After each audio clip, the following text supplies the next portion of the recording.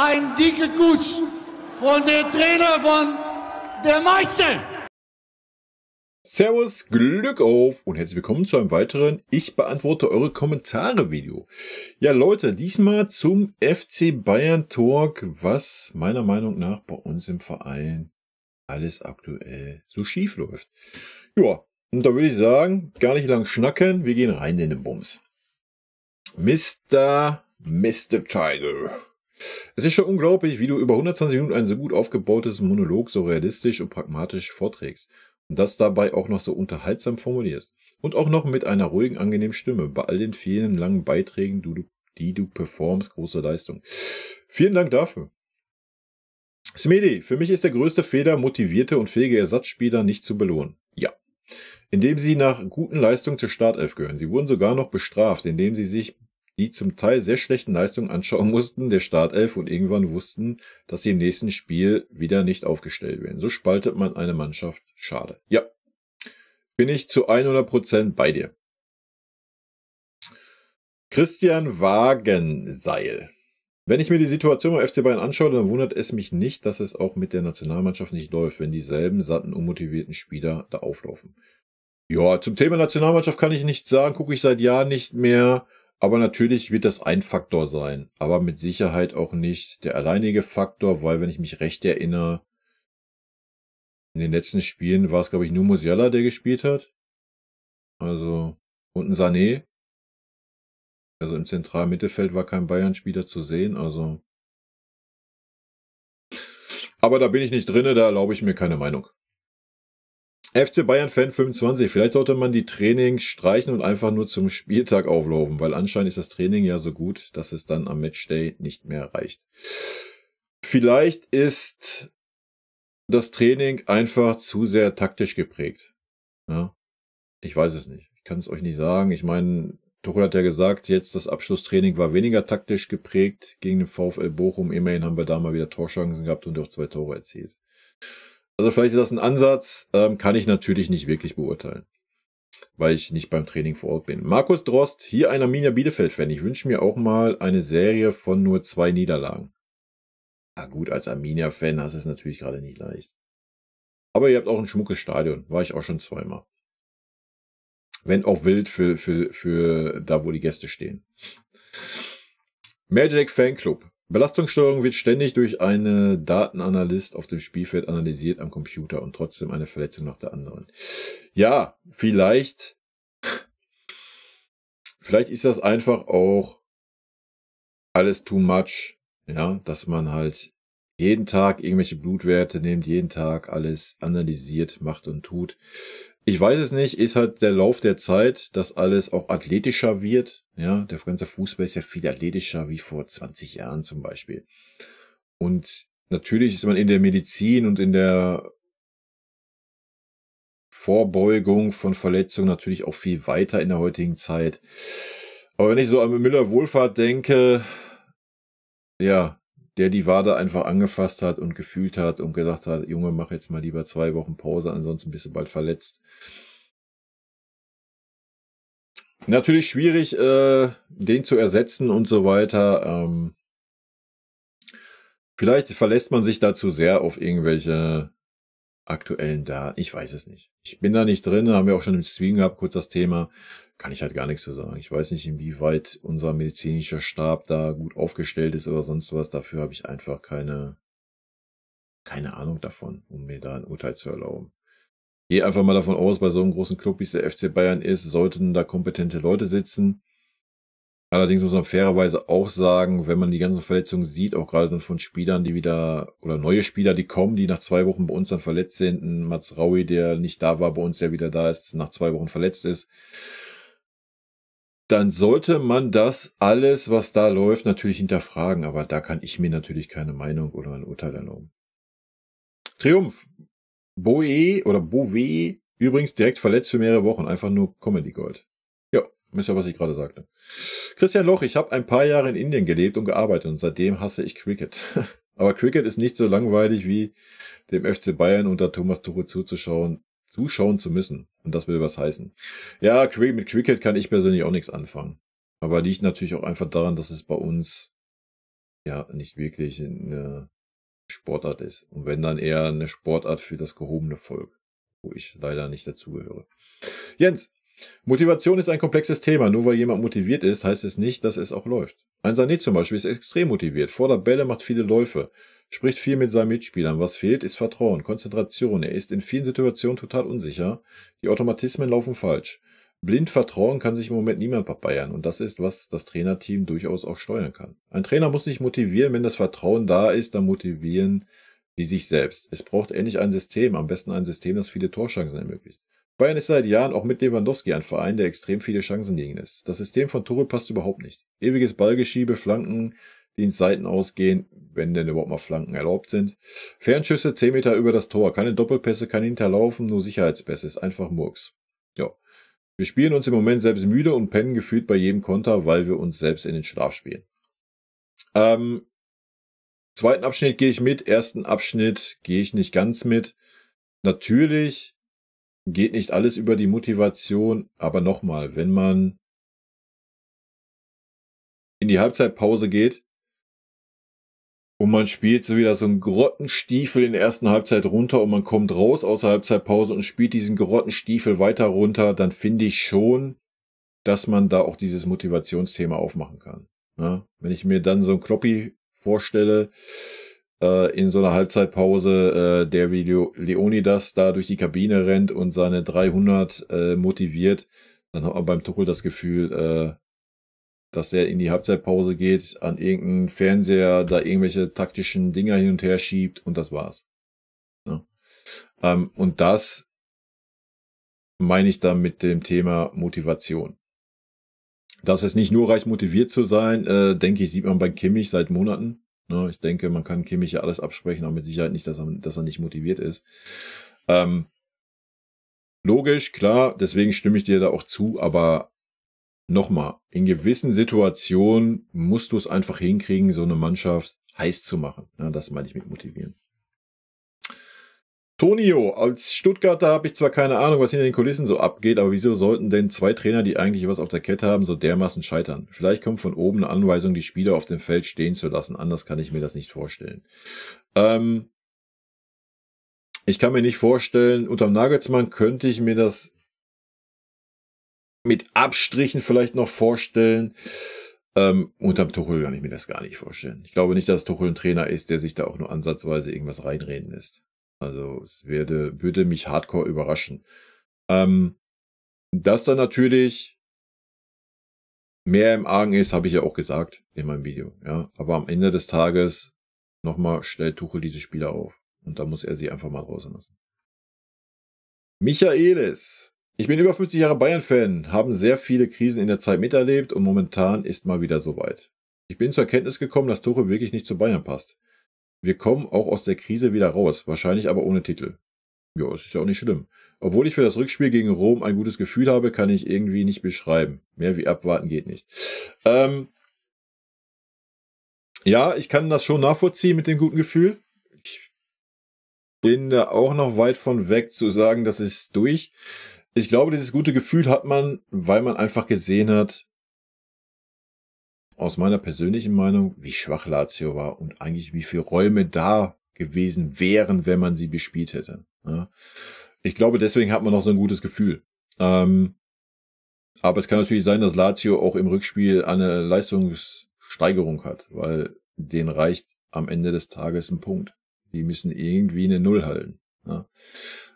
Und da wir uns da gerade sehr, sehr schwer tun mit, wenn eine Mannschaft super kompakt hinten steht und dann sind wir leider auch noch konteranfällig, das wird ein dickes Brett zu bohren, wie man so schön sagt. Und die Frage ist, wer ist dann Trainer bei uns? Ja, abwarten. Frank Jerke. Ich habe mich auch erst über Tuchel gefreut, aber habe dann schnell gemerkt, dass er sich wie ein Elefant im Porzellanladen benimmt. Bei guten Spielern ist es mit am wichtigsten für eine gute Stimmung und Ordnung in der Mannschaft zu sorgen. Die Spiele sollten besser gemacht werden, beziehungsweise an ein Maximum herangeführt werden. Nichts von diesen wichtigen Dingen hat er geschafft. Zudem hat er Probleme, Fehler einzugestehen, beziehungsweise reagiert ja wie ein kleines Kind auf Kritik. Das wirkt nicht souverän. Mir wirkt es so, als wenn er gar nicht einschätzen kann, welche Spieler gut spielen oder der Mannschaft helfen. Denn die Aufstellung und sehr späten Auswechslungen sind selten nachvollziehbar. Ja. Ich fand das von Anfang an sehr seltsam und habe bemerkt, dass die Spirale sich immer mehr nach unten dreht. Die Meisterschaft wird schwer und das Selbstvertrauen mancher Spieler wieder aufzubauen auch. Bayern waren meistens Trainer erfolgreich, die Souveränität und Ruhe ausgestrahlt haben. Ja. Außerdem sehe ich einen schlechten Punkte-Durchschnitt. Unattraktive Spiele ohne Linie und arbeitende Spieler, die aber überhaupt keinen Spaß mehr am Fußball haben. Es ist ja auch nicht das erste Mal, dass er mit seiner Art, Mensch zu sein, aneckt. Ich wünsche ihm, dass er menschlich reift und dann vielleicht nach einigen Jahren könnte auch ein Trainer sein für Bayern. Nee, ich glaube nicht. Selbst wenn er noch 10 Jahre Trainer ist, seine menschliche Art verändert, wird er trotzdem kein Trainer von dem Fußballstil sein, den er gerne spielen lassen möchte für den FC Bayern. Ich finde es super schwierig, wenn man zum FC Bayern kommt und sagt so, ja, wir werden jetzt den FC Bayern umkrempeln und werden einen defensiven Fußball priorisier. Weil du hast gar nicht die Spiele dafür in der Bundesliga. Du gehst in jedes Spiel als haushoher Favorit rein. Vielleicht mal abgesehen von Dortmund und jetzt mittlerweile Leverkusen. Ansonsten bist du immer der Favorit und 80% der Mannschaften stellen sich hinten rein. So. Was macht es da für einen Sinn zu sagen, ja, ich gucke, dass wir einen super starken defensiven Fußball spielen? Das macht bei Bayern einfach keinen Sinn. Du musst bei Bayern ein Offensivfeuerwerk ballern. Ja. Natürlich sollte dazu dann auch eine gewisse defensive Stabilität da sein, die ja beim Nagelsmann zum Ende hin sehr flöten ging. Was aber auch ganz, ganz andere Gründe hat als wie Nagelsmann Philosophie, wie ich finde. Deswegen glaube ich einfach nicht, dass das passt. Leider. Heinz Groß, mir gefällt deine angenehme, wie Roboterstimme, super Hintergrundbild. Ich habe eine Roboterstimme, das ist ja wild. Keine Wohnzimmeratmosphäre, gute Kritiken, aber dass Spieler von sich aus auf die Hälfte des Gehaltes für Bayern verzichten sollen, ist weltfremd. Nö, es ist nicht weltfremd, wenn man sich als der große Thomas Müller hinstellt und seit 15 Jahren genug Millionen verdient hat bei diesem Verein.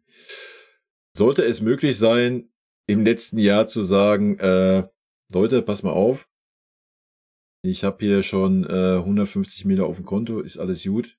Im Sinne des Vereins, damit Gehalt frei wird für andere Spieler, ja, hätte ich das durchaus gut gefunden und dass ich mit der Meinung weltfremd bin, ja, kann man so hinstellen. In der Vergangenheit gab es solche Spieler, die dies getan haben. Bei unserem Verein weiß ich gar nicht, ob das der Fall war. Aber ein Thomas Müller, der sich immer so hinstellt, als wäre er Mr. FC Bayern, das ist für mich dann nicht das Verhalten, was ich von so einem verdienten Spieler und Spieler, der das super Aushängeschild dieses Vereins ist, verstehe ich dann nicht. Sorry. Dass da überhaupt keine Diskussion aufkam. Kann natürlich auch sein, dass es von Vereinsseite gar nicht aufkam, das Thema. Ja, mag ja sein. Ja. Dass ich mit der Meinung relativ alleine stehe oder diese Meinung super unrealistisch ist mir klar, aber macht ja nichts, ist meine Meinung, ne? Christian Brott, Tuchel wurde nicht von einer anderen Führung geholt. Wichtige Entscheidungen gingen und gehen alle über den Schreibtisch von Hoeneß. Nie im Leben hätte Brazzo und Karl Nagelsmann entlassen können, ohne dass Hoeneß was davon wusste. Ja, da gehe ich mit. Natürlich gehe ich damit. Ja. Deswegen ist es ja auch so ein bisschen heuchlerisch, dass Hoeneß sich da hingesetzt hat und gesagt hat, oh, den Nagelsmann, den hätte ich ja jetzt nicht entlassen. Weil diese Sachen müssen ja vom Aufsichtsrat genehmigt werden in unserem Club. Also das ist ja Fakt, dass der Aufsichtsrat darüber Bescheid wusste. Und der Aufsichtsratsvorsitzende ist nun mal Uli Hoeneß. Also kann er sich da nicht wirklich aus der Verantwortung nehmen, ne? Ist leider so. Aber natürlich hat er oder hätte er das Argument zu sagen, ach, ich war da gar nicht involviert so in die Geschichte richtig. Bla, wir wissen es alle, ne? Ja. Und vielleicht hat der Uli Hoeneß ja auch im Aufsichtsrat dagegen gestimmt. Was ich mir nicht vorstellen kann, weil alle anderen, die im Aufsichtsrat sitzen, eh nur Indianer sind. Ohne das jetzt irgendwie abwertend gegen Indianer zu meinen. Der Uli ist da der Häuptling und wenn der Uli die Hand hebt, heben auch 3 andere die Hand oder den Daumen. Und senkt der Uli den Daumen, senken auch die anderen 3 den Daumen. Also ich glaube nicht, dass da so viele in dem Aufsichtsrat sitzen, die dem Uli widersprechen würden. Womit wir wieder beim Kalle sind, ne? Das war ja damals immer die gute Symbiose bei uns. Weil der hat dem Uli auch klar gesagt, nee, sehe ich komplett anders und so weiter. Vielleicht fehlt das gerade aktuell bei uns im Verein. Cosmic Bandido. Eigene junge Spieler entwickeln können, sind in Anbetracht der Ablösesummen ein absolutes Muss. Jeder zukünftige Trainer sollte das können. Wozu haben wir denn Millionen ins Leistungszentrum gesteckt? Jo. Das ist richtig.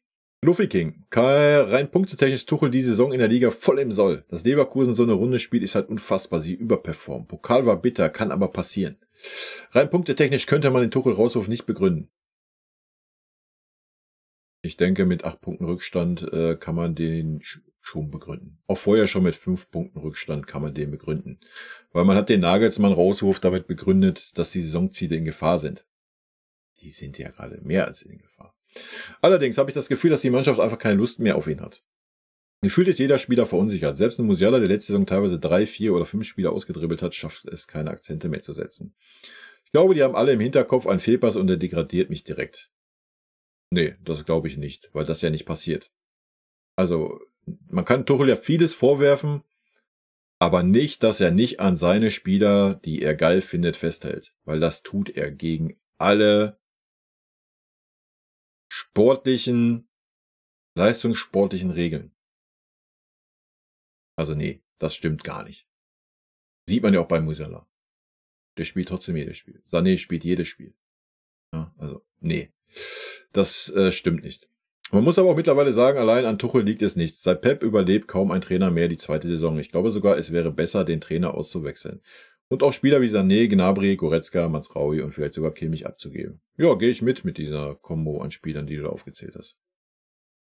Quasi Neustart und eine neue Achse bilden. Auch wenn man damit das Risiko fahren würde, eventuell die nächsten 2 oder 3 Jahre nicht Meister zu werden, auf dass es in der Zukunft dann besser wird. Ja. Ich glaube nicht, dass das 3 Jahre dauern würde, es sei denn, Leverkusen hält 3 Jahre die Mannschaft zusammen und performt auf diesem Level weiter.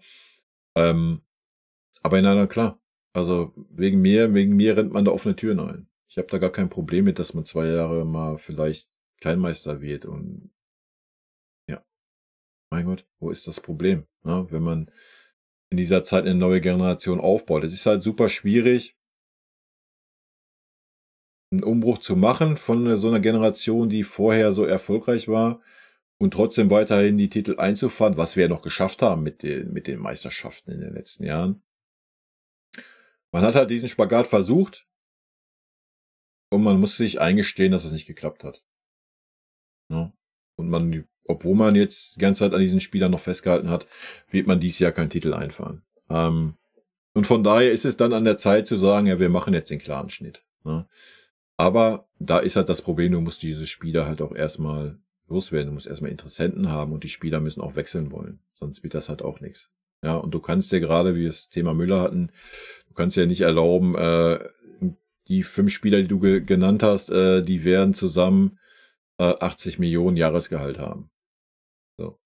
Natürlich kannst du sie auf die Bank setzen, aber welche Spieler willst du dann verpflichten? Du kannst ja nicht das gleiche Kaliber verpflichten, die dann auch nochmal 80 Millionen kosten. Dann bist du dabei, du hast 80 Millionen mehr Gehalt, obwohl diese 80 Millionen mehr Gehalt gar nichts bringen, weil sie eigentlich nur noch außen vor sind. Ist halt super schwer, das umzusetzen. Ja. Von daher wird das sehr interessant sein. Aber das hat man natürlich in den letzten 2 Jahren verpasst, das Schritt für Schritt zu machen.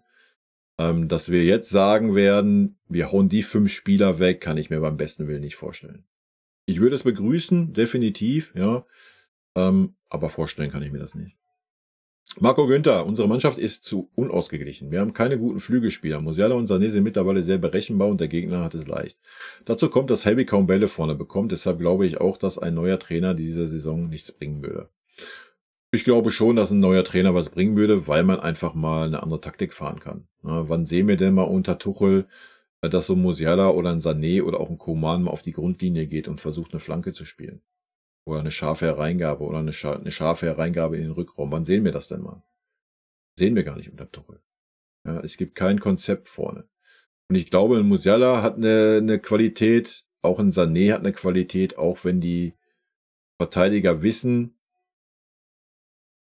was sie versuchen werden sie immer die Qualität haben, es trotzdem umzusetzen zu können. Ja. Nur dann musst du ein klares Spielkonzept haben. Das ist meine Meinung. Der da. Sascha, ich nenne ihn nur noch Sascha, war? Hat sich jetzt auch verletzt. Faserriss, mehrere Wochen raus. Irgendwas stimmt im Training mit der Belastungssteuerung nicht. Ja, habe ich ja jetzt auch schon meine Meinung zugesagt. Das muss man auf jeden Fall hinterfragen, wie da gerade trainiert wird. Das denke ich auch. Aber nochmal, da bin ich völlig raus. Ja, ich bin kein Mediziner oder Physio oder sonst was. Und man hat auch keinen Einblick, inwieweit da was gemacht wird. Aber dass so viele Verletzte sind, da muss man auf jeden Fall auf Ursachenforschung gehen. Ja. Jakob Reichert.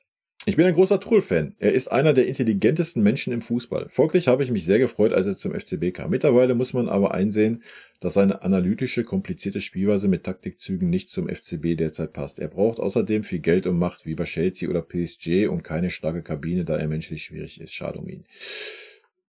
Ich weiß noch nicht mal, ob es an seiner Menschlichkeit liegt.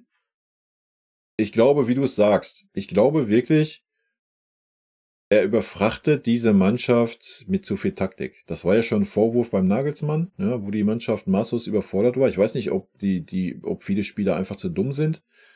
Was ich mir nicht vorstellen kann, ich kann mir eher vorstellen, dass viele Spieler einfach keinen Bock haben, sich nochmal auf irgendwas anderes einzulassen. So, die spielen seit Jahren ihr System, ihr Stiefel runter. Ich glaube, das ist eher ein Problem, ja.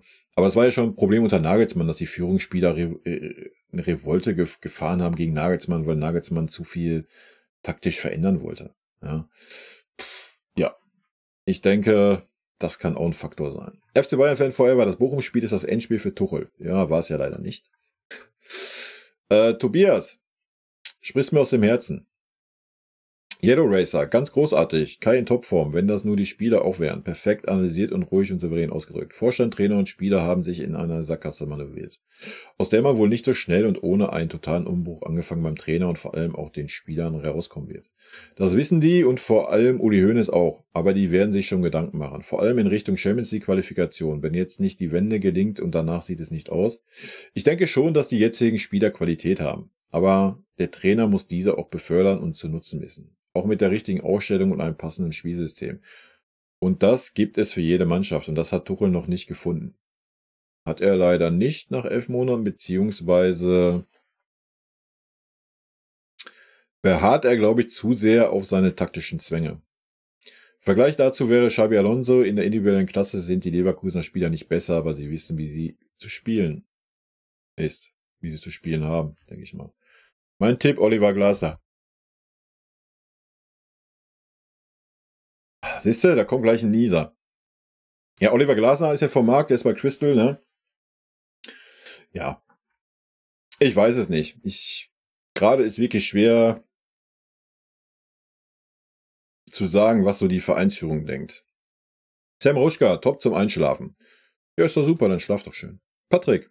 Hi, Man United-Fan seit langem mal wieder hier. Da mich der FCB ja auch interessiert, verfolge ich jetzt die gesamte Tuchel-Zeit alle deine V-Talks und Spielanalysen. Der Grund, aus dem ich erneut in den Kommentaren auftauche, ist folgender. Je länger ich dir zuhöre, umso sicherer bin ich mir, dass Ten Hag aktuell der perfekte Manager für euch ist. Da muss ich erstmal einen Schluck trinken, bevor ich hier gleich austrockne. Ich persönlich scheiß mich fast ein bei dem Gedanken, dass er im Sommer entlassen werden könnte. Jedoch wurden gerade 25% vom Verein an neue Investoren verkauft und unser Stadion läuft ja nicht sonderlich gut. Jedoch hat Ten Hag in seiner kurzen Zeit bei uns bewiesen, dass er meiner Meinung nach der beste Förderer von jungen Spielern auf der Welt ist. Das kann ich nicht beurteilen. Ten Hag war ja über ein paar Jahre bei uns der Mann in der zweiten Mannschaft. Ja, also dass er mit jungen Spielern umgehen kann, steht außer Frage. Aber man hat da halt nicht die Eier gehabt, ihm zuzutrauen, den nächsten Schritt als Trainer zu machen. Er war ja dann auch mal kurzzeitig im Gespräch, warum man dann abgesehen hat. Ich weiß es nicht. Vielleicht, weil der Name nicht zu klangvoll war oder ich habe keine Ahnung. Zudem setzt er die Anforderungen enorm hoch, folgt strikt dem Leistungsprinzip und fordert enormen Respekt von den Spielern. Außerdem legt er sich mit Spielern an, die diese Ansprüche nicht erfüllen, Ronaldo, Sancho. Und selbst wenn es mal nicht gut läuft, bekommt er es dennoch hin, dass die Mannschaft für ihn spielt, obwohl man bei uns bestimmt genauso viele Egoisten findet wie beim FCB.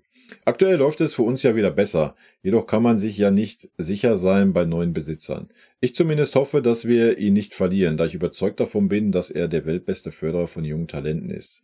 Man denke auch seine Zeit bei Ajax, De Ligt, De Jong, Gravenberch, Holla, etc. Ja, wie gesagt, da gehe ich ja mit. Ob er jetzt der Weltbeste ist, kann ich nicht wirklich beurteilen. Dass er ein Händchen dafür hat, wie gesagt, hat er bei uns in der zweiten Mannschaft ja bewiesen. Und natürlich auch bei Ajax. Ja. Aber Ajax ist ja eh ein Verein, der Spieler entwickelt. Also, wenn du das nicht könntest als Trainer, dann wärst du ja auch niemals Trainer bei Ajax Amsterdam. Ja. Aber vielen Dank für deine Meldung. Interessant zu hören auf jeden Fall. User, sorry, wen wundert es? Die Mannschaft ist satt. Sie haben keinen Biss mehr. Zweitens, diese Multimillionäre haben keine Lust mehr. Drittens, der Trainer hat keinen Zugang zur Mannschaft. Ich bin seit über 50 Jahren Bayern-Fan, aber ich gönne es diese Saison Bayer Leverkusen. Magic Fanclub, servus, gutes Video wie immer. Hab gesehen, du hast noch einen zweiten Kanal, wo du Gaming machst. Wie wäre es, beide Interessen zu kombinieren und Let's Plays zu Football Manager 24 oder EAFC 24? Wäre richtig cool, dich als virtueller Coach zu sehen. Viele Grüße. Ja, hatten wir auch schon mal im Stream das Thema. FIFA ist ja, glaube ich, FC 24 ist neue FIFA, oder? FIFA habe ich das letzte Mal, lass mich kurz überlegen, 22 oder so gekauft. Müsste ich nachgucken. Verpackt mein Herz nicht mehr. Ich bin da wie Kimmich. Ja, ich bin super ehrgeizig, wenn ich da gegen andere Leute spiele oder wenn ich selbst gegen den KI-Gegner auf Weltklasse spiele, da rege ich mich so sehr auf. Das wäre für euch schön zum Angucken wahrscheinlich, ja. Für meinen Gesundheitszustand auf Dauer nicht.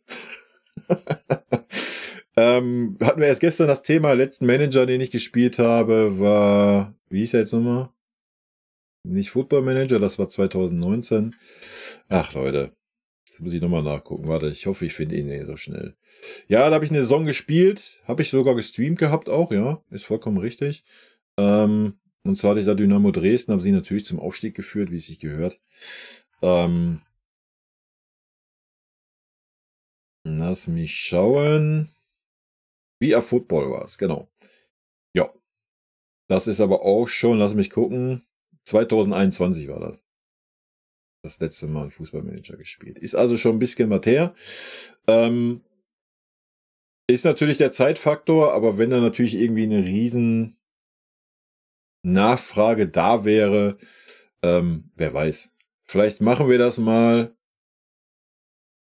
Ist die Frage, ob man das dann hier auf den Kanal streamt. Weiß ich nicht, ob das so reinpasst. Mal schauen. Nichts muss, alles kann. Jessup, oh Mann, den Sascha wirklich verpflichten musste. Was? Ob man den Sascha wirklich verpflichten musste. Hätte probiert, Frimpong im Sommer zu holen. So haben wir im nächsten Sommer 3 Spieler für FV. Ich denke mal, man hat ihn verpflichtet, ganz klar mit der Prämisse, dass man Mazraoui abgeben wird. Ist meine Meinung. Ja. Ich glaube, sonst hätte man ihn nicht verpflichtet. Weil Stani kommt ja auch noch zurück. Also. Aber wer weiß, man steckt nicht drin, ne? User, bald muss er gehen, zum Glück hoffentlich. Bald muss er gehen, zum Glück hoffentlich. Merkst du selber den Satz, wa? Noch ist er da. Viper-Fan Lars. Zunächst, als ein, sagen wir mal einigermaßen Fußball-affiner Mensch, feiere ich zunächst deine Kommentare, die du abgibst. Gib ein Däumchen nach oben und ein Abo, baller ich dir auch rein. Vielen lieben Dank. Da muss ich sagen, was Trainer angeht, es gab mal eine Zeit, da war ich, auch wenn ich Kind war, richtiger Fan von Bayern München, wer hätte es gedacht. Dazu muss man aber sagen, zu der Zeit, wo ich Fan war, waren es auch noch echte Persönlichkeiten auf dem Platz und daneben. Siehe Ottmar Hitzfeld als Trainer, Effenberg als Spieler und Kahn im Tor. Klar, sie haben auch gerne mal polarisiert, der Effe und Kahn, aber da wurde auch mal Tacheles gesprochen, wenn es mal nicht so lief. Oder der Klassiker vom Beckenbauer damals, genau, Ruhe in Frieden, als die 0:3 gegen die Jungen damals war es, glaube ich, verloren haben. Ich weiß gar nicht, war das 0-3 oder war das 0-5? Aber ja, ich weiß natürlich, was du meinst. Altherrenfußball nannte er das. Was war damals los in den Medien, als das gesagt wurde? Ich weiß alles, vorbei. Aber da wurde mal auf den Tisch gehauen und man hat gesagt, so wie es jetzt läuft, kann und soll es nicht weitergehen. Trainer wie Ewald Lien, Hans Meyer, Hüb Stevens und so weiter, die keine Angst vor den Spielern hatten und dann auch mal gezeigt haben, wenn der Spieler nicht die Leistung bringt, die er zu bringen hat, dann wird eben reagiert. Punkt Ende. Heutzutage ist mir das alles viel zu sehr auf Kuschelkurs und och, wir haben uns doch alle lieb und nee, das ist nicht mehr das einzig Wahre. Wenn ich so arbeiten würde, wie manche Spieler spielen, dann würde mein Chef sagen, sieh zu, dass du woanders arbeitest, aber nicht hier. Zudem möchte ich hinzufügen, ist vielleicht auch nur mein Eindruck, dass irgendwie der FC Schalke 04 in der zweiten Liga und der FC Bayern München offenbar ähnliche oder nahezu gleiche Probleme haben. Spieler finden das Tor nicht, die Abwehr wackelt, liefern nicht ab und was sie sollen, liefern nicht ab, was sie sollen. Bei beiden wackelt der Trainer, bei beiden Leistungsabstürze und auch Aufstiege. Und das immer und immer wieder. Da wirft sich mir als Beobachter die Frage auf, ist das Ganze vielleicht auch einfach ein psychisches Problem bei den Spielern? Dass die Trainer oder den Staff einfach die Spieler in den Gesprächen nicht mehr erreichen können? Mein Gefühl ist, sowohl bei Bayern als auch bei Schalke, dass das Ganze ein menschliches Problem ist. Dass da was von der Spieler-Trainer-Beziehung her nicht passt. Aber vielleicht irre ich mich auch. Wünsche euch ein schönes Wochenende und bin gespannt, wie es sich weiterentwickeln wird im Fußball. PS, Gesundheit. Danke.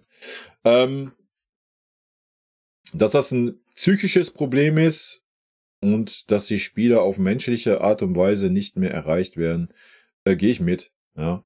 Ich denke auch, dass man gerade so ein Kimmich, der ist im Fußballeralter, wo man nicht mehr davon reden kann, dass Leistungsschwankungen normal sind, so wie es beim Davis oder Musiala vielleicht ist. Ich denke, da ist vieles psychisch bedingt. Ja, glaube ich auch. Weil, nochmal, Spieler fit zu trainieren ist nicht das Problem. Ja. Aber den Kopf frei zu haben, ich denke, das ist bei uns ein großes Problem. Schalke kann ich nicht wirklich beurteilen. Na klar, sehe ich die Schalke-Ergebnisse und so weiter, aber da kann ich gar nichts zu sagen, was auf Schalke los ist. Bei uns ist es natürlich schon ein Problem und natürlich, wie du sagst, gibt es halt diese Typen nicht mehr und ich glaube, viele Spieler würden das heute auch gar nicht verpacken, wenn man denen offen und ehrlich die Meinung geigen würde. Das ist einfach der Zeit geschuldet, in der wir leben. Die Entwicklung, die wir als Gesellschaft nehmen. Ja. Ich glaube, das ist ein sehr, sehr großes Problem. Und ja, das mal eben schnell so zu lösen, ist relativ schwer. Ja. Herbert, mir tut jede Niederlage so weh im Herz, aber das ist jedem Spieler und Trainer egal. Ja, ich weiß nicht, ob egal, aber natürlich fühlen die das nicht so sehr, wie wir das fühlen. Ja. Gerade bei uns hat man ja das Gefühl, dass für viele Spieler oder auch für den Trainer das Ganze wirklich nur ein Job ist. Ja. Ich denke, das ist ein großes Ding, was man dem Trainer und auch einigen Spielern vorwerfen muss. Ach du liebes Füßchen, eine Reaction auf Manu Thiels Video zum FC Bayern wäre maximal cool. Wie immer, super Video von dir, Kai. Weiter so und eine dicke Kuss. Vielen lieben Dank. Manu Thiels, sagt mir gar nichts. Kenne ich nicht. Weiß nicht, wer das ist. Ich kann mir das mal rauskopieren. Ich kann da später mal gucken. Schauen wir mal. User, diesmal sprichst du mir aus der Seele. Ja, danke. Markus, Tuchel wartet auf seine Entlassung und dann gemütlich Pause machen. Weiß ich nicht. Hobby. Kai, hoch bei dir. Schau natürlich jedes Video von dir, machst du mega. Hoff, lass dir alle verdientes Abo da. Mit Comics und so weiter halte ich mich zurück. In guten wie in schlechten Zeiten zueinander stehen. Seit 31 Jahren hat unser FCB mein Herz inne. Mir Samir. Hobby, das weiß ich. Hobby, ich weiß genau, wie du fühlst. Und ja, Kommentare schreibst du ja trotzdem. Alles gut, Hobby. Vielen lieben Dank. Glastron, danke, die Probleme gut analysiert und dargestellt. Von Tuchel hatte ich wesentlich mehr erwartet. Seine PKs lassen einen nur noch den Kopf schütteln, ja leider. Warum der Vorstand nicht reagiert, ist ebenso unverständlich oder es haben statt Sportanalysten jetzt die BWLer das sagen. Vielleicht sollte man das Risiko mal eingehen und eventuell ohne Titel das Jahr abschließen, aber so einen jungen Spielern einfach mal das Vertrauen schenken und spielen lassen. Ein Van Gaal hatte Müller entgegen anderer Meinungen ja auch das Vertrauen geschenkt. Ja, nicht nur Müller, ne? Vergesst mal den Holger Badstuber zum Beispiel nicht, der auch unter Louis gesetzt war. Tuchel hat für mich den gleichen Tick wie Magath bei Wolfsburg und Schalke. Einfach viele Spieler kaufen und dann mal abwarten. Bei Wolfsburg hat es geklappt und bei Schalke ging es schief. Die hatten dann das Problem, über 20 Spieler verkaufen zu müssen, um wieder finanziell über die Runden zu kommen. Tuchel will auch nur fertige Stars und ist da von Paris und Chelsea verwöhnt. Nur bei Chelsea hat es dann im letzten Jahr auch überhaupt nicht mehr gepasst. Tuchel sollte bei Bayern einfach Platz machen, bevor alle jungen Spieler und auch De Ligt gehen. Ja, De Ligt ist ja auch noch ein junger Spieler. Ja, ist natürlich schon super erfahren, weil er schon viel mitgemacht hat in seiner Karriere, aber ist ja auch noch ein junger Spieler. Und ich glaube, das ist auch so Tuchels Problem. Der will halt einfach mehr Erfahrung haben. Aber wie wir gerade sehen, ist Erfahrung nicht immer der goldene Schlüssel. Ne?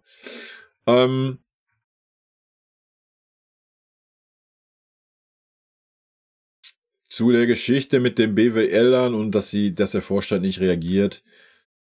Vielleicht steht schon fest, dass Tuchel am Ende der Saison geht. Ich weiß es nicht. Vielleicht, dass man deswegen gerade die Füße so still hält.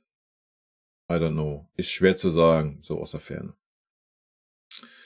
User, Gude, bin Eintracht Frankfurt-Fan und zufällig auf deinen Kanal gestoßen. Finde es super, wie sachlich du die Sache angehst. Muss sagen, dass gerade die Leistung von Sané, seitdem er bei Bayern ist, einfach eine absolute Frechheit ist. Das stimmt. Ein paar gute Spiele und dann in 3-mal so viele schlechte. Spielt wie eine Diva. Beim ersten Tor in Leverkusen lässt der Andrich komplett ohne Gegenwehr in den 16er eindringen und rastet im Anschluss komplett aus, weil das Tor fällt. Wahnsinn einfach. Viele Grüße aus Frankfurt. Ja, er ist, glaube ich, auch so ausgerastet, weil Goretzka ihn so zusammengefaltet hat. Und natürlich ist es nicht nur Sanés Schuld gewesen, das Tor. Aber ja, na klar. Also, na. Und ja, zu Sané gibt's nicht mehr zu sagen. Leider. Leider.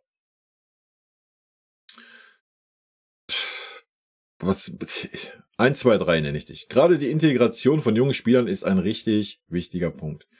Auch für die gesamte mannschaftliche Zusammenstellung. Man hat dann eben nicht nur Söldner, sondern man hat auch Rookies, die von einigen alten Hasen angeleitet werden. Allein das fördert bei beiden Lagern das Verantwortungsbewusstsein, den Zusammenhalt und hebt ganz allgemein die Stimmung und das Binnenverhältnis der Mannschaft. Das ist richtig. Wenn die Mannschaft dann auch noch sich als Mannschaft fühlt, und zusammen den Trainingsplatz betritt und zusammen wieder verlässt. Und nicht, dass man da eine Zweiklassengesellschaft macht, so wie es ja anscheinend bisher bei uns war. Neusheim da, ich hasse Tuchel mittlerweile so extrem. Zaragoza und Sascha werden kaum eine Chance bekommen. De Ligt spielt auch kaum, weil er ihn nicht leiden kann. Es spielen immer Sané, Kimmich, Goretzka, die auch immer scheiße spielen. Und so weiter und so weiter. Ja, darauf können wir uns einigen, wobei ich denke, dass ein Tuchel jetzt um De Ligt nicht mehr zurückkommt und gerade wenig Argumente hat, den Opa aufzustellen. Aber wir werden sehen im nächsten Spiel. Ken Zimmermann. Manu Thiele hat ein Video über die Bayern hochgeladen. In diesem geht er auf ein paar wichtige Punkte ein, aber er vergisst meines Erachtens auch andere wichtige Punkte. Mir würde eine Reaktion von dir zum Video gefallen. Grüßt der blauäugige Typ, der gedacht hat, wir gewinnen gegen Leverkusen. Sehr gut, Ken. Ja, du bist schon der Zweite, der das schreibt. Wie gesagt, ich gucke mir keine Ahnung, ich gucke mal 1, 2 Minütchen rein in das Video, wenn ich es denn finde. Und ja, dann schauen wir mal, ob ich das machen werde oder nicht.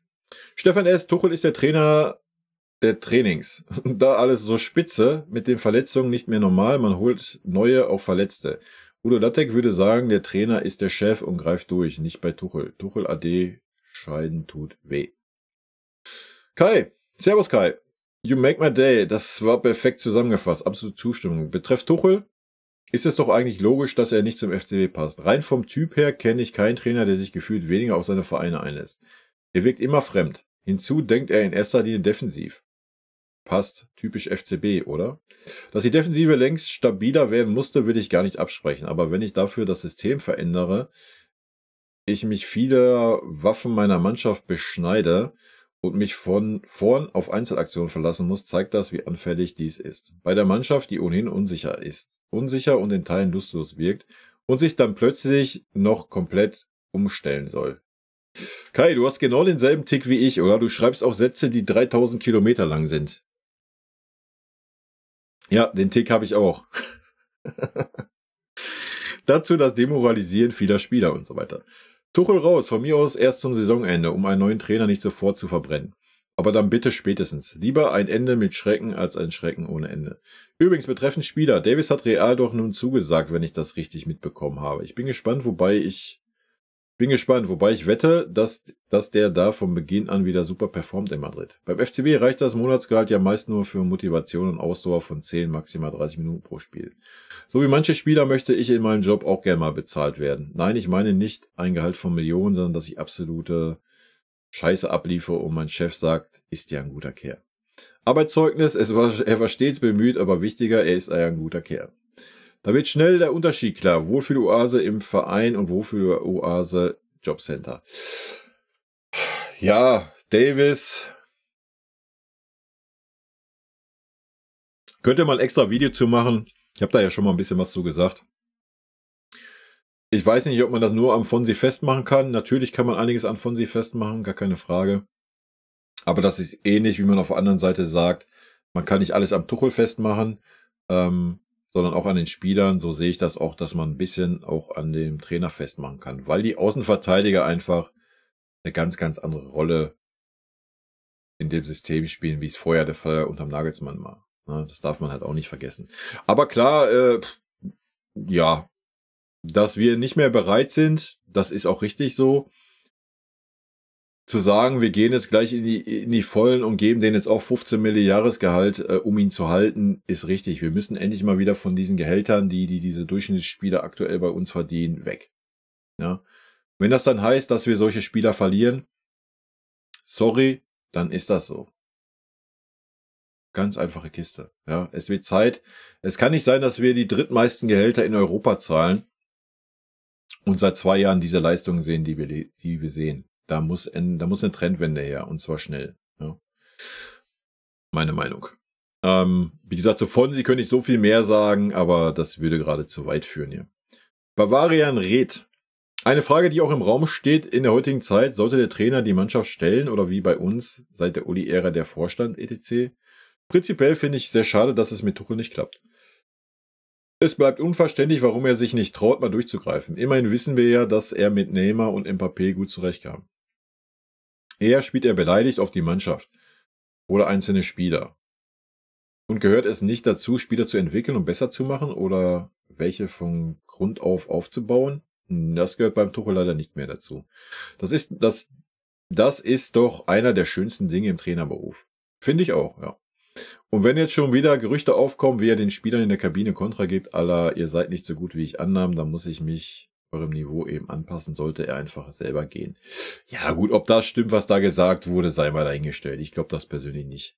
Damit untergräbt er sich nicht nur selber, sondern stellt sich selber auf ein Podest, was ihm nicht zusteht.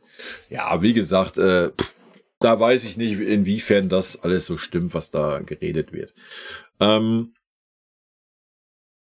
Ob der Trainer die Mannschaft stellen sollte, finde ich persönlich nicht. Ja, finde ich persönlich nicht. Nicht bei uns in der Bundesliga. Wenn du ein Verein wie PSG bist oder wie Chelsea, wo jemand dahinter ist, der sagt, ach, weißt du was? Komm, ich gebe dir jetzt mal 500 Mille für dieses Jahr, mach, was du willst. Ja, na klar, ist das dann der perfekte Grund zu sagen, ja, dann kann der Trainer sich die Spieler holen und die Spieler abgeben, die er nicht mehr will, dass der Trainer das macht. Ne? Aber bei einem Verein, der das nicht hat, der sein Geld zusammenhalten muss, hat ein Trainer das nicht zu entscheiden, meiner Meinung nach. So, du siehst selber, ein Trainer hatte bei uns aktuell eine Halbwertszeit von 2 Jahren. Willst du dann das Risiko eingehen, dass da ein Trainer hinkommt und 200 Mille verbläst und nach einem halben Jahr wieder weg ist? Oder nach einem Jahr oder nach 2 Jahren? Nee, fühle ich persönlich nicht, dieses System. Wie gesagt, wenn da ein Investor hintersteht, der da kein Problem mit hat, da 500 Millionen zu verbrennen, wo das scheißegal ist, kann man das so handhaben, ansonsten nicht. Donnie Darko, cooler Name, cooler Film. Ich gehe da mit dir, dass Tuchel wohl nicht mehr tragbar ist, aber ich würde mir wünschen, dass Eberl einen neuen einstellt und nicht mehr die Granden um Uli und Kalle. Ja, wahrscheinlich ist das ja gerade auch mit ein Grund, warum der Tuchel noch da ist. What's up? Du hast mit allem recht, gut, dass du die Spieler einzeln behandelst. Und ja, die Vereinsführung hat auch Schuld, aber der Trainer stellt auf und die Spieler sind auf dem Platz. Tuchel sagte vor ein paar Wochen in einem Interview zur Mannschaft, ich gebe mir keine Energie. Ihr gebt mir keine Energie. Das ist doch seine Aufgabe, sie zu motivieren und einzustellen. Ja, sollte seine sein als Cheftrainer. FC Bayern Fan forever, wenn wir am Sonntag nicht gewinnen, ist Tuchel weg. Ja, hat geklappt, wa? Rolf Zeitler, hallo Kai. In Ergänzung zu meinem vorherigen Beitrag. Alles, was du in deinem heutigen Beitrag sagtest, würde ich vollumfänglich unterschreiben. Großes Kompliment. Hoffe, Uli Hoeneß hat deinen Kanal auch abonniert. Ja, ich muss mal mit Uli nochmal telefonieren, dass er hier mal ein Abo da lässt. Ist ja frech, dass er das nie macht, ne? Jo, ich sehe auch den Christoph Freund in der Pflicht. Seine Personalpolitik ist aktuell eher suboptimal. Das finde ich gar nicht. Der FC Bayern hatte in der Vergangenheit schon bessere Manager und so schlecht war nun der Hassan auch nicht. Zum Brazzo gibt es, wenn wir rein auf die Transfers schauen, den Spielern, die gekommen und gegangen sind, war es Durchschnitt, gebe ich dir recht. Wenn man schaut, welche Gehaltsstruktur unter Brazzo und Olli etabliert wurde, ist es eine Farce. Ja, das ist ja, worunter wir gerade leiden, dass wir Durchschnittsspieler haben oder sagen wir Spieler von internationaler Klasse, die aber Gehälter bekommen, als wären sie Weltklasse und dadurch natürlich satt sind. Man diese Spieler nicht los wird, weil sie nirgendwo anders diese Gehälter bekommen und so weiter und so fort. Also Brazzo hat was, nicht nur Brazzo in Kombination mit Olli, die haben da viel leider in die verkehrte Richtung entwickelt, was die Gehaltsstruktur anbelangt. Leider. User, du hast recht. Danke. Eulmann, hier an dieser Stelle auch nochmal vielen lieben Dank für 17,99 €. Alter, das ist schon krass. Na? Vielen lieben Dank dafür. Dennis Schreiber, sehr gute Analyse und versucht sachlich zu bleiben. Sehe das meiste genauso wie du. Ja, das ist schön, dass es auffällt, dass ich versucht habe, sachlich zu bleiben. Panzerpiece. Bin bei dir, genau auf Wellenlänge, nur kein Bayern-Fan. Feier deine Leidenschaft zum FCB. Vielen lieben Dank. Ja, man muss ja auch kein FC Bayern-Fan sein. Essex, hab dich jetzt zum ersten Mal geschaut und sprichst mir echt aus der Seele. Sehr guter Beitrag. Vielen lieben Dank. GB, Heiner und Resen sind total überfordert mit der Situation. Das Gefühl habe ich auch. Ja, da gehe ich zu 100% mit, GB.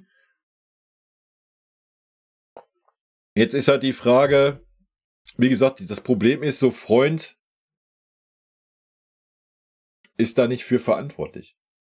Ich glaube, das ist das Riesenproblem, weil alles wartet gerade darauf, dass Max Eberl kommt. Und das ist gerade ein Riesenproblem. Die andere Sache, was ich ja im Stream geäußert hatte, oder es ist so, dass man sich schon darauf geeinigt hat, dass man eingesehen hat, dass die Strategie des Vereins mit den jungen Spielern, auch mit den Verpflichtungen von Freund, nicht zu dem Trainer Tuchel passt, der einfach andere Vorstellungen hat und dass man schon beschlossen hat, am Ende der Saison sich zu trennen. Das kann sehr gut sein. Das würde einiges erklären. Wir werden es in der Zukunft erleben. Ne? Rüdiger Franke, ich verstehe deine Sichtweise, denn gerade De Ligt und Dyer waren richtig gut gerade. Letzterer kann Pässe über 50 Meter spielen, direkt auf den Mitspieler. So kann man eine tiefstehende Abwehr aushebeln. Ich verstehe auch nicht, wieso Müller nicht rechts für Sané spielt, denn wenn ich mich richtig erinnere, hat Müller diese Position damals bei der WM gespielt. Musiala spielt besser in der Mitte hinter Kane, denn auf links. Außen ist Musiala nicht so gut, da müsste Tell spielen und schon hast du eine andere Statik im Spiel. Ich halte auch nichts von einer Interimslösung, wenn Tuchel gefeuert wird. Wir brauchen einen Trainer, dem die Spieler wieder vertrauen, denn wir können in der Champions League noch weiterkommen, auch wenn es schwer wird. Nee. Ich bin ganz ehrlich, ich halte nichts davon, jetzt zu sagen, man feuert den Tuchel. Ich meine, Meisterschaft ist jetzt eh weg mit 8 Punkten Rückstand mittlerweile. Man feuert den Tuchel und holt jetzt einen Trainer, der die nächsten 3 Jahre wieder da sein soll. Dann haben wir dieselbe Scheiß-Problematik, wie wir sie nach der Nagelsmann-Entlassung hatten. Also man sollte schon, wenn man den Tuchel wirklich rauswerfen möchte, sollte man Interimstrainer da hinsetzen. Und dann den neuen Trainer zur neuen Saison verpflichten, so dass er auch wenn EM ist und auch wieder keine super starke Vorbereitung, so dass er wenigstens eine Vorbereitung hat. Ja? Und sich ja, auf den Verein einstellen kann und so weiter und so fort. Und nicht so, der neue Trainer kommt jetzt, der muss direkt performen, muss den Karren aus der Scheiße ziehen. Keine Ahnung, macht dann vielleicht ähnliche Fehler wie Tuchel, dass er sagt, oh ja, nee, ich will jetzt lieber in diese Situation die erfahrenen Blasels. Super schwierig, ey, weiß ich nicht. Ja, natürlich kann es klappen, dass man sagt, und der schlägt direkt ein, der sagt direkt jetzt, ab jetzt hier Leistungsprinzip, Blasels. Es kann natürlich klappen, aber es kann natürlich auch wieder passieren, so wie es beim Tuchel auch der Fall war, du verbrennst ihn gleich für die kommende Saison. Ja. Ich weiß es nicht. Schwierige Entscheidung, wie ich finde. Aber jetzt zu sagen, Interimstrainer könnte das nicht machen wegen der Champions League, fühle ich persönlich gar nicht. FC Bayern-Fan, auch mit der Hälfte des Gehaltes werden die sicherlich zweimal warm essen können am Tag. Denke ich doch. Gerard Berger, im Training kann ja keiner rausstechen, weil alle top trainieren. Und wenn du dann nur eingewechselt wirst, wenn der Drops gelutscht ist, was soll dann ein Spieler noch zeigen? Jo. User, hallo Red Moon, ich folge deinem Kanal jetzt seit ca. 6 Monaten und finde deine Videos super toll.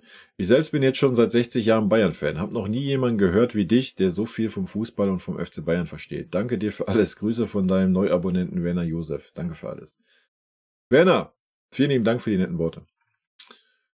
Phil, servus, was sagst du zu dem Spruch von Tuchel, den er losgelassen hat? Da muss ich auf euer Niveau sinken zu den Spielern. Habe ich gestern im Stream schon gesagt, lass mich kurz einen Schluck trinken.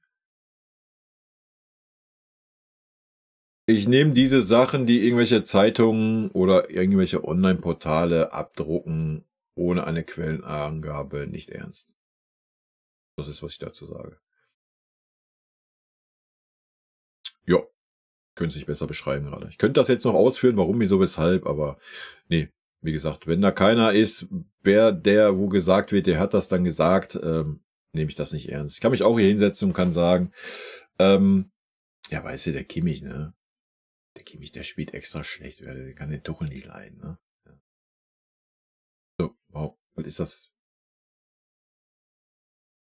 Conny Leiber wurde ja gesetzt. Genau, das ist auch der Grund, weshalb wir seit der Rückrunde so unterperformen. Conny hat noch viel geholfen, das entfällt jetzt.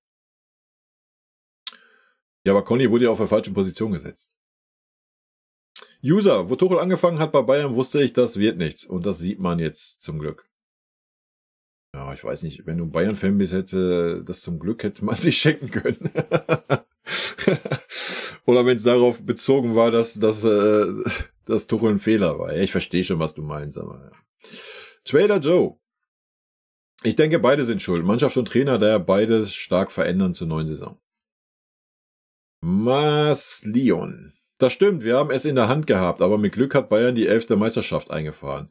Aber ich denke, dass Leverkusen Meister wird. Nee. Wenn wir das jetzt mal durchargumentieren wollen, haben wir nicht mit Glück die Meisterschaft eingefahren, ihr habt die Meisterschaft vergeben. Punkt. Weil wir haben unser Teil dazu beigetragen mit dem Sieg in Köln und ihr habt es versaut zu Hause. Also ich weiß nicht, wie man zu Hause als Borussia Dortmund gegen Mainz verlieren kann, wenn es um die deutsche Meisterschaft geht. Also. Dass Leverkusen dieses Jahr Meister wird, ja, ich denke, das steht außer Frage. Aber sich da irgendwie als Dortmunder dran hochzuziehen, ist auch ein wilder Take, oder? Falls das so gemeint ist, ich weiß es nicht. Gerade läuft es echt nicht bunt aus. Sascha hat sich jetzt auch verletzt. Ja. Angel, denke ich, so das heißt. User, bin komplett bei dir, wie eigentlich immer. Ich versuche mal kurz und knapp ein paar Aspekte hinzuzufügen, wenn ich darf. Na klar. Was passiert, wenn sich Guerrero wieder einmal verletzt? Kretzig abgegeben, ein Tell wird nicht spielen. Das gleiche zu Beginn der Saison mit Stani. Auf einmal niemand mehr auf rechts. Wer ist dann noch für links einsetzbar? Komischerweise 2 der neuen Wintertransfers verletzt. Was denkt sich ein Vorstand in so einer Situation noch, Spieler zu verleihen? Ich wiederhole mich seit 11 Monaten. Tuchel hat auch in der Rückrunde der letzten Saison nichts erreicht. Schlechter Fußball und dauernd bla bla bla in PKs. Hat eigentlich 3 Wettbewerbe verloren, in der er noch war, als er das Amt übernommen hatte. Die Meisterschaft rechne ich ihn nicht als sein Verdienst an. Ja, ich auch nicht. Hätte Nagelsmann einen Kane gehabt, dann hätte er seine Chance bekommen. Selbst diesen 100 Millionen Stürmer macht Tuchel kaputt und ich verstehe nicht, wie wie lange sich die Vorgesetzten das noch antun und nur zuschauen. Sorry, bekommen beim Tippen schon wieder Blutdruck. Der Trainer ist verantwortlich für die Mannschaft, Punkt. Auch ein Trapattoni sagte einmal, was erlaubst du uns? In diesem Sinne, rot-weiße Grüße und Glück auf, Gruß Ben. Ja, gehe ich natürlich soweit mit. Zum Thema Kretzig, ich glaube einfach, dass der Spieler sich das gewünscht hat. Also, der Spieler war ja noch mehr außen vor, als es ein Tell oder ein Pavlovic waren. Warum, ist mir persönlich ein Rätsel. Ja. Ein super Charakter, scheut sich nicht davor, Verantwortung zu übernehmen. Jedes Mal, wenn er bei uns gespielt hat, hat selbst versucht, à la Müller da irgendwie ein bisschen zu coachen und so weiter. Hat da gar keine Berührungsängste. Ich glaube einfach, der Spieler wollte wechseln, weil er einfach Spielzeit möchte und sich entwickeln möchte. Ja. Und wenn der Tuchel ihm die halt so gar nicht gibt, was er halt getan hat, obwohl die Leistungen schlecht waren von den Spielern, die gespielt haben, kann man das nachvollziehen, oder? Und ich weiß auch nicht, ob man dann einen Kretzigen Gefallen getan hätte, zu sagen, ja, jetzt sind alle verletzt, jetzt stelle ich mal dahin und perform. Also, da sind wir wieder bei der Thematik, wo ich sagte, du brauchst so deine 16, 17 Spieler, aus denen du jedes Mal wieder deine erste Elf bildest, ja. Oder wenn du halt immer, ich verstehe natürlich das Argument zu sagen, ja, ich möchte eine eingespielte erste Elf haben. Völlig okay, wenn die denn alle fit sind, was bei uns ja gar nicht der Fall ist. Aber dann wechsel doch zur Halbzeit aus, wenn Spieler keine Leistung bringen, so dass dann die anderen Spieler anrücken und auch das Gefühl haben, Teil dieser Mannschaft zu sein und auch noch einen Impact haben, ja. Und nicht immer für 10 Minuten. Was sollen die Spieler in 10 Minuten rausreißen? Also, ja. Das, denke ich, ist ein großes Problem. Jared Berger, bei Nagelsmann bin ich bei dir. Man hätte ihn stützen müssen, weil bei ihm der Fußball ansehnlich war. Der hatte eine Spielidee, wenn ich an die ersten Spiele denke, unter dem Nagelsmann, sogar im Jahr ohne Devi haben wir schon Fußball gespielt. Ja, das war grandios, oder? Was ein Schuppo da auch geleistet hat. Was wir unter Tuchel noch nicht gesehen haben. Richtig. Das Spiel gegen Darmstadt oder Bochum plus das Dortmunder Spiel ausgenommen und das ist zu wenig. Ja, wobei man sagen muss, auch gegen Darmstadt war es natürlich hinten raus dann deutlich, ja. Aber da war das auch schon hart am Anfang. Und gegen Bochum muss man einfach sagen, Bochum hat da durchgeballert mit dem 1:1 und wir hatten den Vorteil, dass da noch Spieler in der Normalform waren und dann die individuelle Qualität einfach in den 1:1 gesiegt hat und dann waren massig Räume da. Haben wir jetzt auch im Rückspiel gesehen. Nur da haben wir einfach gesehen, wenn diese Spieler keine Normalform haben, gewinnst du diese 1:1 Situation nicht mehr und kommst gar nicht in diese super freien Räume, die Bochum dann bietet. Torben, aber das mit nicht zur Grundlinie gehen, um mal zu flanken, hat mich selbst als Dortmunder getriggert. Ja, verstehe ich. Vor allem, wenn man dann Harry Kane da vorne hat. Aber nein, der muss ja selber flanken. Jared Berger, wir wissen doch alle, dass die Spieler können, wenn sie wollen. Man hat es ja auch damals bei Kovac gesehen. Die Spieler haben eine Nullnummer gemacht gegen Frankfurt und nur, weil die Motivation nicht da war. Und gleich nach dem Übernehmen von Flick haben die gleichen Spieler, die lustlos waren im Spiel davor, plötzlich geliefert. Und das war nicht mal der Taktik verschuldet, denn das konnte der Flick auch nicht. Man hätte auch ohne Trainer spielen können. Ja, das ist auf jeden Fall auch ein Punkt. DSA Marburg. Dein emotionales Investment in den Verein beeindruckt mich und lässt mich den FC Bayern positiver sehen. Vielen lieben Dank. Markus, du sprichst mir aus der Seele. Christian Brot. Ja. Tuchel hat jetzt ein Problem weniger. Sascha hat sich verletzt, so kommt er nicht mehr in Zwiespalt, ob er ihn aufstellen soll oder nicht. Ja. Nur Problem ist, dass Mazraoui sich auch noch verletzt hat. Eieiei. Charles, ja. I don't know, kann ich jetzt nicht anklicken und mir reinziehen. Dumbo Jumbo, 100% deiner Meinung. Michael Hübner, moin aus Bremen, ich will dir ja nicht nach dem Mund reden, aber jedes gesprochene Wort von dir in diesem Beitrag kann ich unterstreichen bzw. unterschreiben. Als ich dich hier zum ersten Male entdeckt hatte, schrieb ich, mir tun die Augen weh, wenn ich unsere Jungs spielen sehe. Leider ist das so. Nachtrag, Zu der heutigen Situation mit den jüngeren Spielern und deren Erziehung im Kontext zu dem heutigen Zeitgeist, der einen unterschwellig wie offensiv eingehämmert wird, ist es schwierig, sich mal richtig auszukotzen, wenn man dann Gefahr laufen, dem Spott der Öffentlichkeit bzw. Gesellschaft ausgesetzt zu werden. LG aus Bremen. Ja, das ist ja, was ich auch immer wieder sage. Ne? Dieser Zeitgeist und die Entwicklung der Gesellschaft. So ein Effenberg heutzutage oder Marc van Bommel, ich glaube, die würden halt hardcore anecken, ne, in einer Mannschaft. Also dieser Führungsstil, so traurig das ist oder so schade das ist für uns alte Säcke, weil der uns so fehlt, weiß ich nicht, ob du damit heute noch gut fahren würdest. Bei einer großen Anzahl der Spieler wahrscheinlich nicht. Ja. Aber das ist ein Thema, das ist ja so weitreichend. Essex, der Ligt war letzte Saison so gut und alle waren begeistert und wurde schon als neuer Abwehrchef der Zukunft gefeiert. Und Bayern sollte froh sein, so einen jungen Top-Innenverteidiger wie de Ligt zu haben. Und wenn Tuchel so weitermacht, wird de Ligt irgendwann echt gehen. Nee, der wird nicht irgendwann echt gehen, der wird im Sommer gehen. Ja, also da gibt's... Das ist so klar wie Kloßbrühe. Auch Tell, was hat er gerade zu Anfang stark gespielt und jetzt immer noch? Wenn er reinkommt, das merkt man immer und der spielt dafür viel zu selten. Würde es nach Leistung gehen, würde Tell auch mehr Spielzeit bekommen und das würde ihm auch gut tun. Aber unter Tuchel kann er machen, was er will. Und vor allem, wie Bayern vor Leverkusen gespielt hat, sowas habe ich noch nie gesehen, dass Bayern so chancenlos war. XG von 0,07 nach der Pause. Jo. Wir waren absolut chancenlos. Wir haben nicht eine Torchance gehabt gegen Leverkusen. Und ja, na klar, da rennst du bei mir natürlich offene Türen ein. Also, allein das sollte schon ein Grund sein, warum dieser Trainer nicht tragbar ist. Fixie Goodman. Bayern sollte aufpassen, dass sie noch Champions League spielen nächste Saison. Und das ist kein Scherz, aber weiter so. Lasst Flick ran, der kann es nur besser machen. Ja gut, wir haben das gestern in meinem Stream oder ich habe es mal kurz durchgegangen. 10 Punkte aktuell. Wenn wir Samstag verlieren sollten gegen Leipzig, sind 7 Punkte.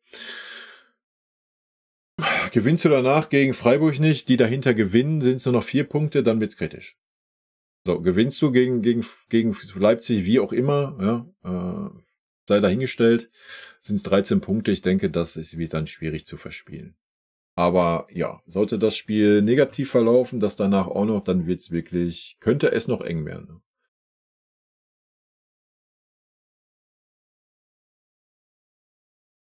I am Frankie, wunderbare Analysen. Und es tut so gut zu sehen, dass man nicht alleine ist mit seinen Ansichten. Die Spieler werden immer schlechter, insbesondere Sané und Kimmich. Man muss endlich auch gute Perspektivspieler wie Stanisic, großer Fehler, ihn zu verleihen, Tell oder Pavlovic Chancen geben und diese spielen lassen. Ja, man sollte ich meine, selbst wenn man jetzt nicht super überzeugt ist von so einem Tell, ja, oder so einem Pavlovic, aus welchen Gründen auch immer, die ich nicht nachvollziehen könnte, aber dann gibt den Jungs doch wenigstens regelmäßig, ich meine, wenn man schon nicht knallhart sein will, wenigstens eine halbe Stunde, ne? Und nehmen die Spieler mit ins Boot, sodass sie das Gefühl haben, ja, sie können sich hier entwickeln, sie sind Teil dieser Mannschaft, sie sind die Zukunft des Clubes, dann tu doch wenigstens das. Ja, aber selbst das passiert ja nicht. Und wenn man dann die Leistung dieser etablierten Spieler sieht und dann sieht, dass die jungen Wilden dann noch nicht mal spielen dürfen, dann ist es schon wild, das nachzuvollziehen. Ralf Huwald, du bringst die Situation bei Bayern genau auf den Punkt. Es ist traurig, was da läuft und keiner greift ein, warum auch immer. Hast du keinen Trainerschein? Wenn du das, was du erkennst und auf den Punkt bringst, berücksichtigst, könnte es nur besser werden, als es derzeit unter Tuchel der Fall ist. Stell die Spieler einfach auf die Position, auf denen sie ihre Stärken haben. Führe endlich wieder das Leistungsprinzip ein und es wird besser werden. Da bin ich mir sicher. Ein Trainerschein brauchst du da nicht unbedingt. Wie sagte der Müller, die Mannschaft spielt viel zu verkopft. Ohne die schwachsinnigen taktischen Vorgaben vom Tuchel könnten die Spieler wieder frei aufspielen und so hoffentlich endlich wieder ihr Potenzial abrufen. Ja, da gehe ich mit dir. Nein, ich habe keinen Trainerschein. Ich gehe da mit dir, dass ich auch glaube, dass zu viel Taktik eine Rolle gespielt hat, gerade die letzten Wochen. Dass ein Tuchel sich da immer weiter, ähnlich wie es ein Guardiola in super wichtigen Spielen getan hat, sich immer weiter reingesteigert hat. Ja, er scheint ja jetzt ein bisschen losgelassen zu haben davon, wie man ja vor dem Bochum-Spiel gehört hat. Es war ja auch dann kurze Zeit besser in Bochum. Vielleicht zieht er den Stiefel jetzt durch und kriegt die Kurve. Ich weiß es nicht. Obwohl es dafür eigentlich schon zu spät ist. Die Spieler sind alle erfahren genug, um selber zu wissen, was man auf dem Feld machen muss und könnten frei aufspielen. Und mit einer gesunden Hierarchie könnten die Führungsspieler, was sie alleine durch Leistung wären, den anderen auf dem Feld, wenn nötig, sagen, was sie ändern sollen bzw. zu tun haben. In diesem Sinne, weg mit Tuchel und rein in den Posten als Teamchef, auch ohne Trainerschein. Ein Bürger, super Analyse, danke. Trader Joe, der Kimmich ist übern Zenit, der hat fertig, Verkaufskandidat. Ja, bei uns hat er leider fertig. Sehe ich leider genauso. Dass der nochmal die Kurve bekommt. Auf einer anderen Position vielleicht, ja. Auf der Position hat er bei uns fertig, glaube ich auch. Ich glaube, ein Kimmich ist, wenn wir von der Sechser-Position reden, einfach auch nicht mehr zeitgemäß. Ja, meine Meinung. Javangnan, welcher Trainer soll es denn richten? Denke, man sollte jetzt nicht mitten in der Saison einen neuen Trainer holen, weil der am Ende dann von Chaos erschlagen wird und wenig bewegen kann. Ja, habe ich ja gerade schon was zugesagt, ne? Magic, Tuchel ist ein Top-Trainer, mit Chelsea die Champions League gewonnen und das Team war bestimmt nicht besser wie unser Team gerade und mit PSG im Finale gewesen, nur verstehen ihn unsere verzogenen Bubis nicht. Über die Meinung hast du exklusiv, aber ist auch völlig okay. Banja, ich bleibe dabei, wenn Spieler zum Beispiel 2, 3, 4 Spiele nicht performen, dann liegt es am Trainer zu erkennen, warum. Vielleicht einfach mal festgefahren, wie zum Beispiel bei Goretzka oder Davis, der nach 20 Spielen, die dann vielleicht mal durchatmen, sauer sind. Von außen sehen, was sie vermissen lassen und dann Leistung bringen. Das muss mit jedem passieren, auch bei Sané oder Coman, Kane. Das gehört auch zur Entwicklung dazu. Und genauso sehe ich das Problem mit den Ecken und Freistößen. Am Ende obliegt es Tuchel, wer sich ausführt. Am Ende obliegt es Tuchel, wer sie ausführt. Und wenn er nicht handelt, ist das am Ende wieder ein Punkt gegen Tuchel. Aber im Großen und Ganzen hast du alles genau analysiert. Zu Alonso und Tuchel noch eins. Im Gegensatz zu Alonso hätte Tuchels Spielerliste fast 300 Millionen gekostet. 150 Kane und Kim und dann nehmen wir Rice und Walker dazu. Und im Gegensatz zu Tuchel hat Alonso das Team auf Platz 17 übernommen. Ein System implementiert und dann die fehlenden Puzzleteile ersetzt. Tuchel verliert nahezu alles. Will dann den halben Kader eliminieren und dann so Saudi-Arabien-Style shoppen gehen. Dass da Bayern Nein sagt, muss man als Stärke sehen. Ja, stimme ich dir natürlich zu, was Tuchel anbelangt. Allerdings weiß man das, wenn man sich in Tuchel ins Haus holt und sich seine letzten beiden Stationen anschaut. Natürlich wissen wir nicht, welche Absprachen da waren.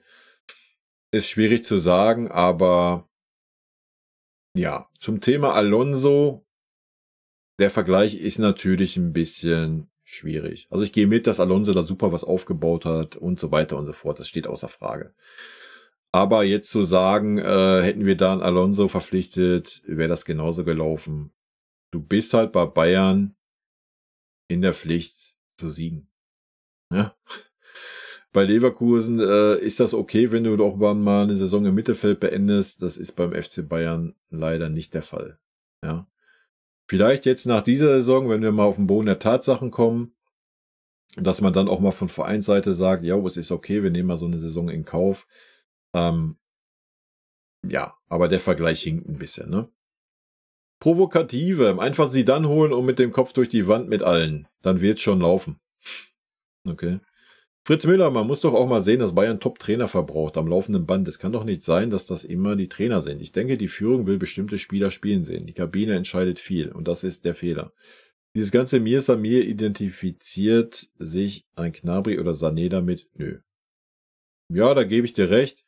Ändert aber trotzdem nichts daran, dass Tuchel super viele Fehler bisher gemacht hat. Und man einfach eine Negativentwicklung hat und keine Stagnation oder eine Entwicklung ins Positive. Legolas, kleine Prediction. Upamecano spielt am Wochenende gegen Bochum und De Ligt nicht gegen Lazio, trotz roter Karte von Upa. Schauen wir mal, ne? Am Wochenende wissen wir ja schon, User, die Kritiken treffen natürlich alle zu, nur vieles allerdings zu oft wiederholt. Jo, dann ist das so. Danceman, jeder Verein hatte mit enormen Verletzungsproblemen zu kämpfen, welcher von Tuchel trainiert wurde. Ich sehe das genauso, wie du es schilderst. Ich war nur noch nie von Tuchel überzeugt. In meinen Augen wäre Zinedine Zidane der perfekte Trainer. Er hat Titel gewonnen und ich bin mir sicher, dass der eine ganz andere Ausstrahlung auf die Mannschaft hat und eine absolute autoritäre Respektperson für die Spieler wäre und genau das brauchen die. Den Umbruch wollen sie doch schon seit 3 Jahren machen. Sané, Gnabry, Goretzka, Kimmich und Davies müssen weg. Auch Coman würde ich zumindest in Frage stellen. Wirtz, Grimaldo, Tchouaméni und Palhinha holen sie dann als Trainer den Rest mit der Jugend auffüllen. Ja, wenn das alles so einfach wäre, wie in so einem Fußballmanager, dass man sagt, ja komm, den weg, den holen und ist halt alles immer ein bisschen schwieriger, ne? Ruvicki, alle sehr ernüchternd und gefühlt ohne Grund sich selbst einen riesigen Stock in die Fahrradspeichen gesteckt. Ich weiß jetzt nicht, ob du mich meinst oder den FC Bayern. I don't know. Christian. Natürlich brennt Tuchel nicht für den Verein. Bayern war eine Übergangslösung, bis er was Neues gefunden, nachdem er bei Chelsea gefeuert wurde. Ja, das glaube ich nicht. Und jetzt gibt es Jobs in England und Spanien, also lässt er sich feuern. Das glaube ich nicht. Ja, ich glaube ja auch nicht, dass ein Tuchel sagt, so Männer, jetzt geht mal raus und spielt bitte so schlechten Fußball, weil ich möchte gekündigt werden. Also das kann ich mir nicht vorstellen und ich kann mir eigentlich auch nicht vorstellen, dass ein Tuchel Bayern als Übergangslösung angesehen hat. Aber vielleicht täusche ich mich. I don't know. Netbook-Fan. Tuchel 10 Niederlagen in 43 Spielen, Julian Nagelsmann 10 Niederlagen in 84 Spielen. Und dabei bekam Tuchel Kane, Minje, etc. Aber jeder andere Trainer hat auch anderen Spielern eine faire Chance gegeben. Erst nach dem Spiel zeigte Reaktion und dann auch noch falsche. Kane wird in Saarbrücken nicht eingewechselt, Lazio erst nach 82 Minuten. Vorher tat sich nichts. Kaimlu, obwohl mir der FC Bayern ja am Arsch vorbeigeht, höre ich dir gerne bei deinen Analysen zu nebenbei. Meiner Meinung nach habt ihr viel zu viele Blender in der Mannschaft. Angefangen bei der Mimose Tuchel, bei dem wahrscheinlich in seiner Karriere der Spruch greift, die Mannschaften könnte auch ein kompletter trainieren und trotzdem die Champions League gewinnen. Denn einen wirklich kompetenten Eindruck in irgendeinem Trainerbereich macht er auf mich nicht. Bis hin zu vielen Spielern, Sané, Musiala, Gnabry, etc., die zwar wirklich genial sein können, aber nie wirklich konstant abrufen. Vielleicht mal einen Jungen bringen, der vielleicht Konstanz reinbringt. Ja, wenn Tuchel das hinbekommen würde, dass man ein Spieler konstant ist, wäre das eine Möglichkeit. Müller und Kane tun mir leid. Der eine brennt immer, man sieht auch immer bei Müller, als einer der wenigen, dass ihm diese Leistung wirklich ärgert und wehtut. Der andere, für dessen Kauf man Bayern nur gratulieren kann, hätte das Zeug dazu, alle Torrekorde zu brechen und viele Titel zu gewinnen. Jedoch wird er einfach nicht wirklich eingesetzt. Ein Kane, der sich seine Bälle am besten in der eigenen Hälfte selbst holen muss, Wahnsinn. Mal gespannt, wann bei euch die Reißleine gezogen wird. Ja, das sind wir alle, denke ich. Zum Thema Kane, ja, kann ich dir zustimmen. Vorsicker, bevor das Video überhaupt anfängt, gebe ich schon einen Daumen nach oben, weil ich weiß, ich werde das Video lieben. Das ist raus, Kai. Vorsicker, danke. Pitvader.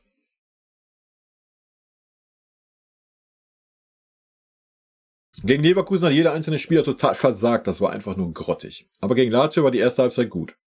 Bayern hätte in Führung gehen müssen, hatten ein paar gute Chancen, aber leider nicht das nötige Quäntchen Glück. Naja, wir haben nicht einen Schuss aufs Tor hinbekommen. Ich weiß nicht, ob man da nur davon sprechen kann, dass man nicht das Quäntchen Glück hatte, wenn man keinen Ball auf das Tor hinkriegt. Ja, es waren 3 Chancen da, die gingen aber nicht aufs Tor. Die zweite Halbzeit war halt ein Leistungsabfall, weil die Italiener aber wesentlich besser ins Spiel gekommen sind. Die waren wie ausgewechselt. Das lag aber auch daran, dass wir sie, umso länger das Spiel ging, immer weiter aufgebaut haben. Am Ende wurde das Spiel aber wieder durch einen katastrophalen individuellen Fehler entschieden. Eine Frechheit ist doch, dass Opa sich noch über den Elfer und die rote Karte aufregt. Der hat doch seinem Gegenspieler fast den Knöchel durchgedreht. Unfassbar, so ein unsportliches Verhalten, und Kimmich kassiert dann auch noch Gelb, weil Opa einen auf Unschuld zusammen macht. In Unterzahl gegen defensive Italiener, da kannst du nichts machen. Im Endeffekt kann man ein 0:1 doch locker aufholen. Bayern braucht nur einen Top-Tag erwischen. Dann geht Lazio mit 4:1 in München unter. Leverkusen spielt die Saison einfach bärenstark, bis jetzt keine Schwächeperiode gehabt. So etwas ist auch nicht normal. Also Kirche im Dorf lassen, Müller macht es genau richtig. Auf geht's, echte Sportler und echte Bayern-Fans halten immer zusammen und geben niemals auf. Diese ständige Kritisieren, vor allem dieses Tuchel-Bashing, geht mir nur noch auf die Eier. Tuchel ist einer der besten Trainer der Welt, hat im Moment halt keinen leichten Stand, aber so ist das nun mal im Sport. Man kann nicht immer gewinnen und jeden Gegner wegputzen, vor allem wenn man keine Weltklasse-Spieler mehr in seinen Reihen hat. Die großen Spieler stehen halt nicht mehr beim FCB unter Vertrag, sondern kicken bei Manchester City, Liverpool, Arsenal, Real. Ja genau, deswegen ist auch ein Harry Kane zu uns gekommen. Du kannst deine Meinung haben, entweder hast du dir das Video nicht wirklich angeschaut, hast mir nicht zugehört oder verstehst einfach nicht, was ich sage. Das ist völlig okay. Ich lasse deine Meinung einfach mal so stehen, ohne mich darauf... Ich würde mich nur wiederholen, was ich im Video gesagt habe. Also. Alles gut. Zibot. Tuchel stellt strikt nach Spielerleistung im Training auf. Das ist eindeutig in Ordnung und richtig so. Was ist, wenn genau diese Spieler nicht konstant ihre Leistung im Matchplay bringen? Was ist, wenn die allererste Order seit Anstellung lautet, der FCB braucht Titel? Wie soll TT mit Nachwuchsspielern das bewerkstelligen? TT macht meiner Ansicht nach alles richtig, nur die wichtigsten Leistungsträger verweigern sich, wenn es wichtig wird. Es auf TT als abzuwälzen ist zu eindimensional gedacht. Selbst ein neuer Trainer wird das zweigesichtige Spielerkonstrukt nicht ändern können. Die ultimative Lösung wäre, den halben Kader zu verkaufen, die hohes Potenzial haben, es aber nicht auf den Platz bringen. Auch das sehe ich ein bisschen anders. Erstens haben die Spieler das schon bewiesen. Ich denke, Pavlovic hat bewiesen, dass er den Kimmich gerade sportlich in die Tasche steckt auf der Sechserposition. Und ich glaube, auch ein Tell hat bewiesen, dass er locker auf dem Niveau eines Coman mithalten kann, was der außen gezeigt hat. Auch auf dem, was ein Sané gerade imstande ist zu zeigen. Von daher fühle ich das Argument nicht. Aber das ist auch völlig okay. Ne? Es wäre ja auch langweilig, wenn jeder dieselbe Meinung hätte. Am Ende des Tages ist es leider eindimensional, weil am Ende des Tages, erstmal habe ich alle Punkte aufgezählt, nicht nur eindimensional gedacht. Aber am Ende des Tages ist es Tuchel, der die Spieler aufstellt. Und wenn Tuchel sagt, ich stelle immer die auf, die im Training am besten sind, und das kann man ja 3-4 Spiele machen, wenn man dann sieht, dass diese Spieler, die im Training am besten sind, 0 auf dem Feld hinkriegen, wenn es um was Wichtiges geht, dann sollte man das auch mal überdenken. Weil was bringen dir Trainingsweltmeister, wenn du dann keine Spiele gewinnst? Aber das ist auch nur meine Meinung, da kann jeder seine eigene haben. GB, gebietsmühlenartig können wir das runterbeten, es scheint unsere Führung nicht zu interessieren. Ja gut, was wir hier auf YouTube erzählen, interessiert unsere Führung ja sowieso nicht, also bitte dich. Das haben wir doch auch auf der Jahreshauptversammlung gesehen, also. Kiami? Ich weiß es nicht. Ich kann nicht ganz folgen, bei Zucker in den Arsch bläst. Was genau meinst du damit? Und wann genau soll Tuchel das mit welchen Spielern gemacht haben? Ich kann mich nicht erinnern, dass Herr Tuchel sich hingestellt und die Spieler verteidigt, etc. Im Gegenteil, er ist nach jeder Niederlage ziemlich ratlos und weiß nicht, was schief läuft. Dass er die Spieler verteidigt oder Zucker, ist für mich nicht der Fall. Dass die Spieler, die nicht ihre Leistung nicht bringen, auf die Bank sollen, ist nachvollziehbar. Jedoch beim Kader von den Bayern ja schwer umsetzbar. Nee. Die sind ja schon im Sommer mit dem kleinsten Kader der Liga in die Saison gestartet. Dann sind noch Coman, Gnabry, Davies und Leimer länger verletzt. Welche Alternativen gibt es denn? Dass der FCB auf jeder Position 2 gleichwertige Spieler hat, war nie der Fall. So stark wie die Fans meinen, ist der Kader halt nicht. Nee, das ist leider Schwachsinn. Dann kennst du dich leider mit dem Kader nicht aus. Ich habe es gerade schon gesagt zum Thema Pavlovic und Tell. Damit ist das Argument leider schon widerlegt. Ich denke, du hast schon verstanden, was ich damit meine, weil du hast es hier unten ja im richtigen Zusammenhang benutzt. Also brauche ich dir das auch nicht erklären. Und dass Tuchel nicht nach Leistung aufstellt, ich meine auch ein De Ligt oder ein Dyer, wo du jetzt die Alternativen hast.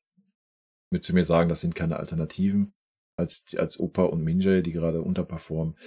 Also nee, das Argument fühle ich persönlich nicht. Aber das muss, wie gesagt, jeder für sich entscheiden. Ja. Gerard, es ist so einfach für einen Trainer, das Spiel zu beeinflussen heutzutage. Mit den 5 möglichen Einwechslungen kann er die halbe Mannschaft auswechseln. Das war vor 4 Jahren noch nicht der Fall. Schon wieder ein negativer Punkt für den Trainer, der das nicht ausnutzt. Ja, wie du gerade gehört hast, haben wir nicht die Spieler dafür. Capacita, ich bin mit deiner Meinung jetzt einverstanden. Sehr schön alles behandelt, ihm zu kritisieren, als ob Tuchel ein Niemand ist schlecht, aber ganz ehrlich, was ist das Problem am FC Bayern? Wir sollen uns diese Frage stellen. Was wissen die Fans nicht?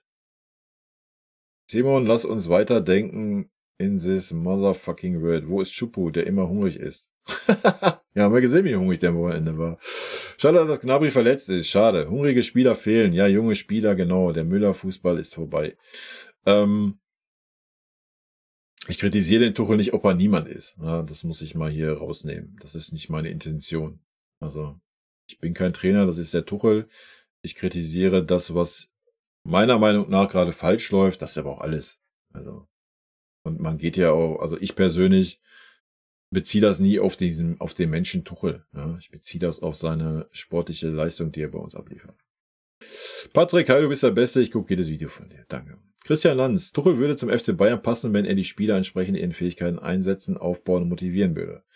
Ein Trainer ist auch ein Fußballlehrer oder Fußballpädagoge. Der FC Bayern ist nicht der FC Thomas Tuchel. Er braucht die Spieler, sonst kann er seinen Trainerposten nicht ausfüllen. Es geht bei einem Verein nicht um Vorlieben eines Trainers, sondern darum, dass die Mannschaft Erfolg hat.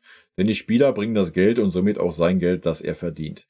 Ich habe den Eindruck, dass Tuchel zwar körperlich, aber nie geistig beim FC Bayern angekommen ist. Beim FC Bayern gehen die Uhren anders. Der FC Bayern kann, darf und soll nur wegen eines Thomas Tuchel seinen Kurs ändern. Er soll seinen Weg gehen und die anderen reden lassen.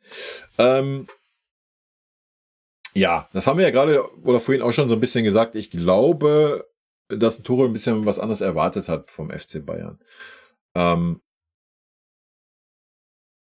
Und er das aus PSG und Chelsea die letzten Jahre halt einfach anders gewohnt war. Dass es dann halt dagegen, ja, ich will A, B, C, D, E, F, G und die anderen Spieler kannst du abgeben und dann wurde das so gemacht. Weil er da die Hauptverantwortung hatte. Das ist beim Bayern halt ein bisschen anders.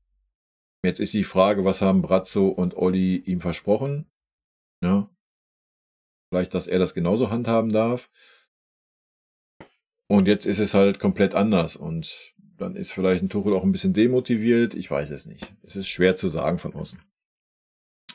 User, unsere Mannschaft braucht dringend einen gestandenen Mann als Trainer. Gruß Werner. Panzerpiece. Tuchel macht die Liga wieder spannend. Jedes Jahr mehr ein gutes Jahr. Ja.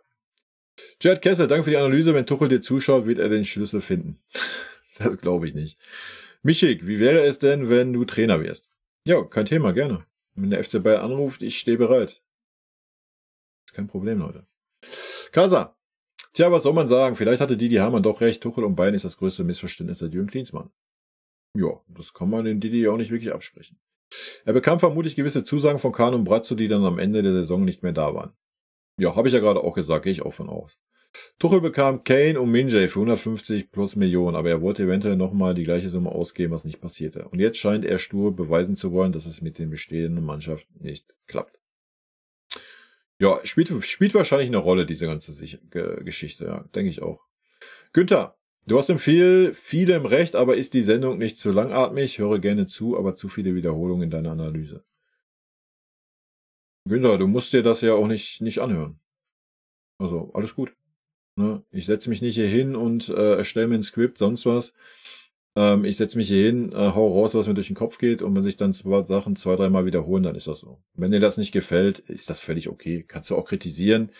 Werd meine Art nicht ändern, weil ich da gar nicht die Zeit zu habe und auch nicht die Lust zu habe. Von daher wirst du damit leben müssen, dass, wenn du mich schaust, sich auch mal Sachen 2-3 Mal wiederholen. Wenn dir das nicht zusagt, ist das völlig okay, dann guckst du einfach woanders.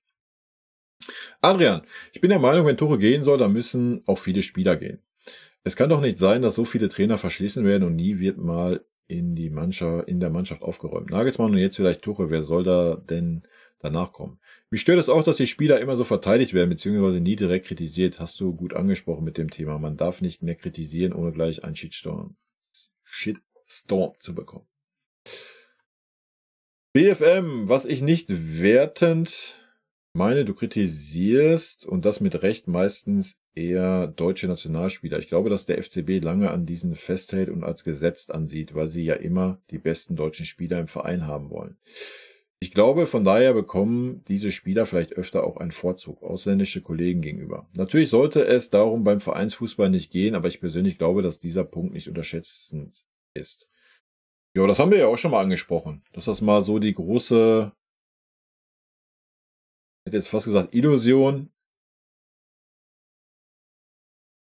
aber Vision von Uli Hoeneß war, dass der FC Bayern den Kern der deutschen Nationalmannschaft oder mehr als den Kern stellt.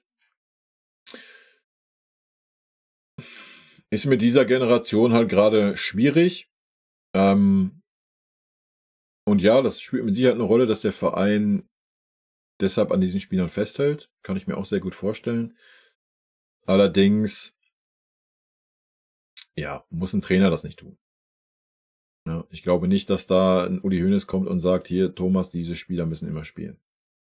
Also wenn dem so sein sollte, dann ist Hopfen und Malz verloren. Ne? Christian, du schreibst in deinem Text zum Video, Mir Samir wäre bayerisch, das stimmt aber nicht ganz so. Wie die Dialektschreibweise vermuten lässt, entstammt das Mir Samir dem alpenländischen Raum. Ursprünglich kam es aber gar nicht aus Bayern, sondern aus Österreich. Bereits im 19. Jahrhundert verwendete die Cook-Armee von Kaiser Franz Josef den Ausdruck Mir Samir, um die eigene Überlegenheit zu verdeutlichen. Also bedienen sich die Bayern eines österreichischen Spruches. Interessant. I don't know, welche Quelle du hast. Am Ende des Tages ist es mir wurscht. Tyrone, hättest du ein Video zum Thema, das sind die aktuellen Stärken beim FC Bayern gemacht, wärst du nach wenigen Minuten durch gewesen. Ich weiß noch niemals, ob das Minuten gedauert hätte. Wenn wir jetzt wirklich von Stärken reden. Jovic, super Analyse, danke. Chrom, also das mit Müller sehe ich komplett anders. Der muss immer spielen, der ist einfach der FCB im Gegensatz zum Jamal, der den Verein nur als Sprungbrett sieht. Ich weiß nicht, ob der Jamal das so sieht. The Mr. Cruxy Fixon. Ich würde es dir von Herzen wünschen, dass du irgendwann mal Gehör auf der großen Bühne bekämst. Diese sachliche Art und Weise fühle ich richtig gut. Die Experten reden entweder unter der Gürtellinie oder aber betreiben Schönrederei. Warum nicht einmal Sprechzeit auf einer Jahreshauptversammlung beantragen? Hoffe, dass Bayern endlich mal eine... Ja, aber überleg mal, ich stelle mich... Die drehen ja durch, wenn ich mich da hinstelle und anfange zu labern.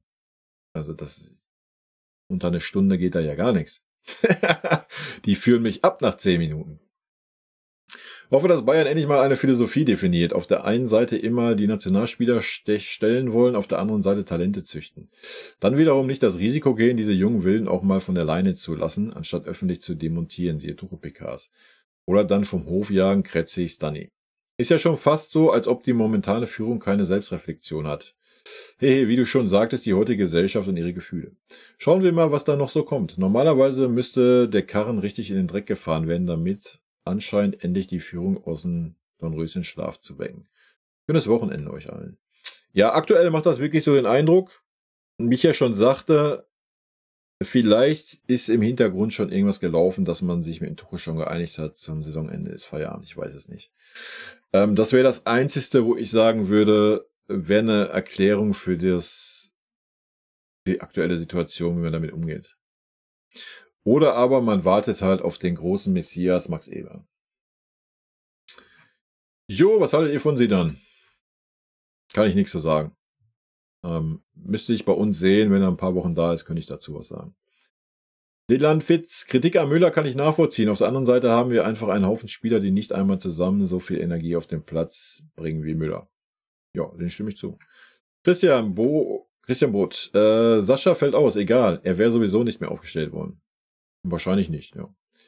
Herr Greco, Christoph Freund, auch so ein netter Kerl. Kai wäre der perfekte Mann für den FC Bayern. Er liebt den Verein und haut auch mal einen raus. Glubschi Müller, absolut deiner Meinung. Trainer austauschen, Kimmich bis Goretzka verkaufen. Mir fehlt auch die Spielidee. Konkurrenzkampf ist nicht vorhanden. Junge Spieler werden nicht eingesetzt und vergrault. Wenn Bayern in der Champions League noch weiterkommen will, muss Tuchel entlassen werden. Erik Dörfert, ich frage mich, ob ein neuer Trainer in der restlichen Saison überhaupt noch was bringt. Nach dem Bochum-Spiel jetzt schwer vorstellbar. Ja, gehe ich mit dir. Jens Meyer, das Beste an dem Lazio-Spiel ist die Gewissheit, dass Upa beim Rückspiel nicht aufgestellt wird. Günther Mohr, Tuchel hält ja gar nicht an den gleichen Leuten fest. Kim, Dyer, Boye, Kane, Pavlovic, alles neue Spieler.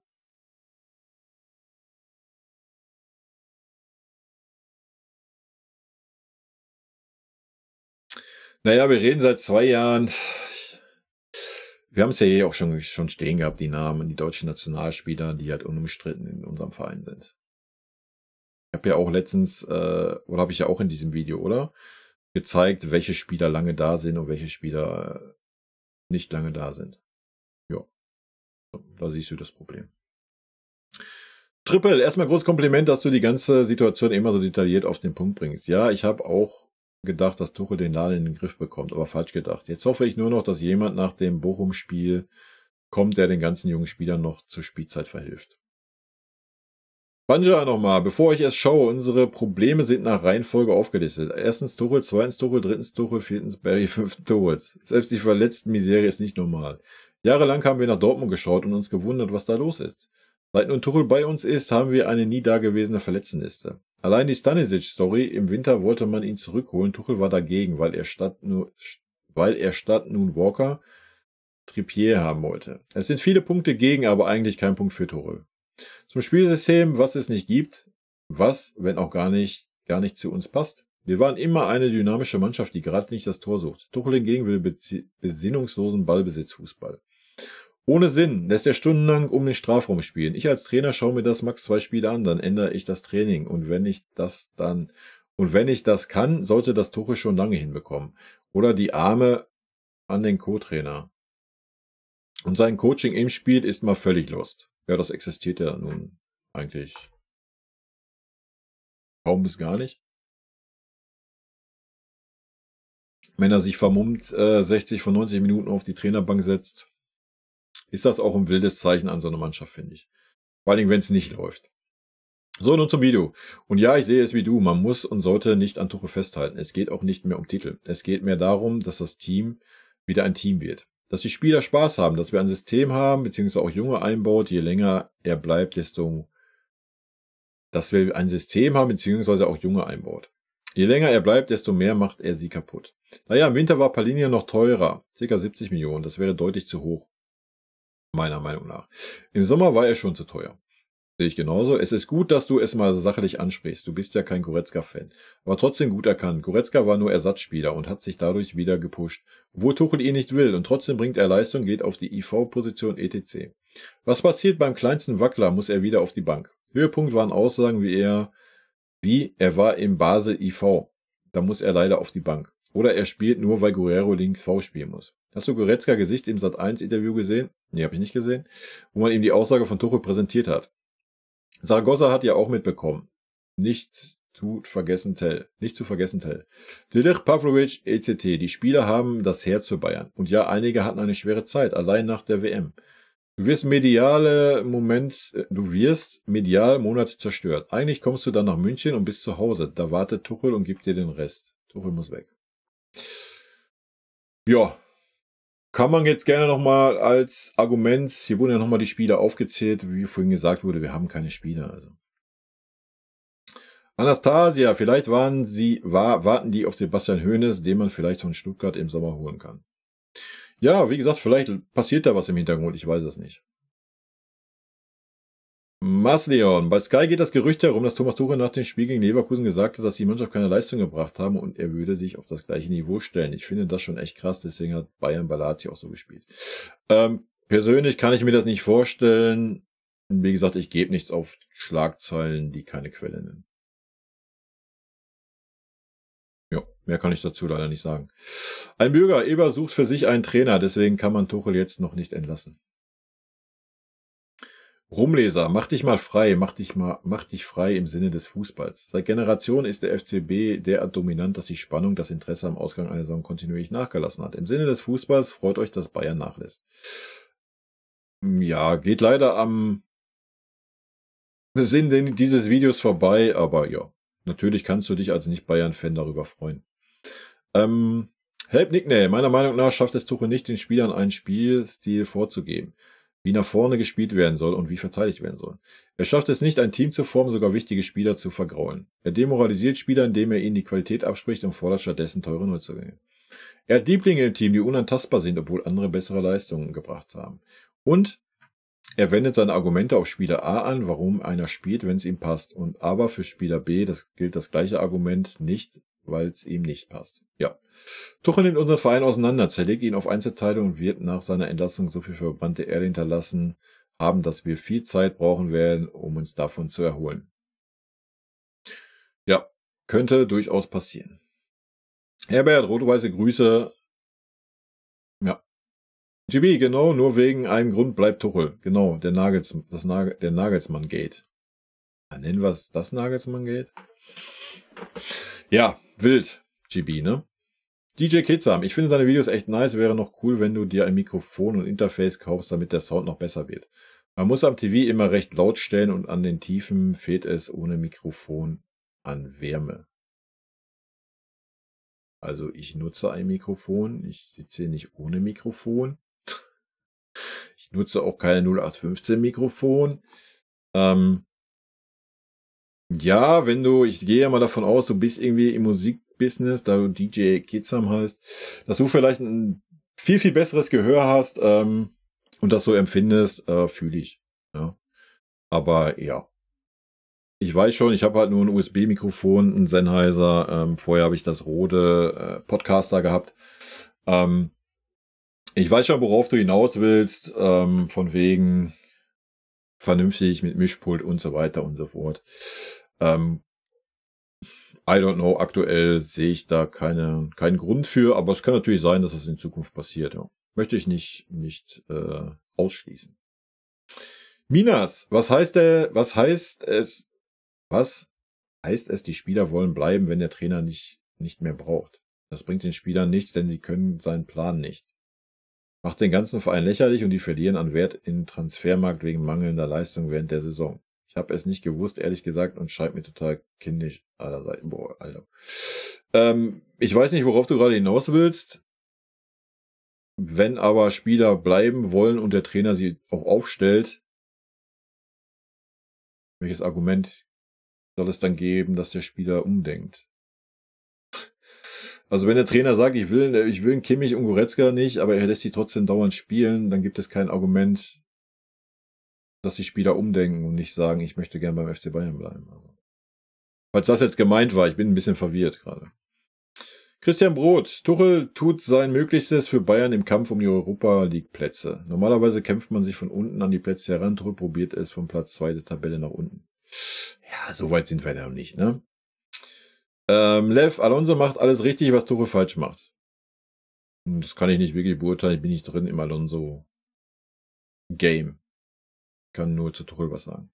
Karl Rubens, Tuchel ist offenbar noch ungeeigneter als Nagelsmann. Zudem fehlen im Kader Kämpfernatur und Führungsspieler wie Müller und Neuer. Der Kader wirkt blutleer und uninspiriert. Ja, da gehe ich mit. Ist aber auch ein bisschen selbstverschuldet. Auch mit durch den Trainer. Aber ja, es wäre... Ich meine, wir haben Harry Kane verpflichtet. Ich glaube, wir brauchen ihn jetzt nicht absprechen, dass er kein Führungsspieler ist. Ne?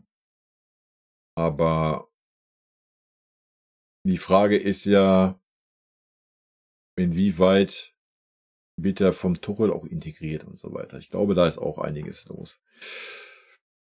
Rolf Zeitler. Als ich in meiner D-Jugendzeit das Torwarttrikot übergezogen habe, ging ich als Sepp Meier auf das Spielfeld. Seither bin ich Anhänger, Fan dieses Vereins. Damals gab es nur Sportschau Sportstudio, Mitte der 60er Jahre. Über Premiere, Sky später, The Zone und Amazon verfolge ich die Spiele des FCB. Aufgrund der Entfernung war ich nur einmal im Olympiastadion und nur einmal in der Allianz Arena. Ich würde behaupten, dass ich mir ca. 95% der möglichen Sendebeiträge Spiele der Bayern angeschaut habe. Zähneknirschend der manchmal zweimal im Jahr ansteigenden Gebühren für die jeweiligen Abos. Nach dem Spiel in Leverkusen habe ich noch bis gegen Lazio Rom abgewartet. Stand heute beteilige ich mich nicht mehr an den Gehältern dieser Leistungsverweigerer.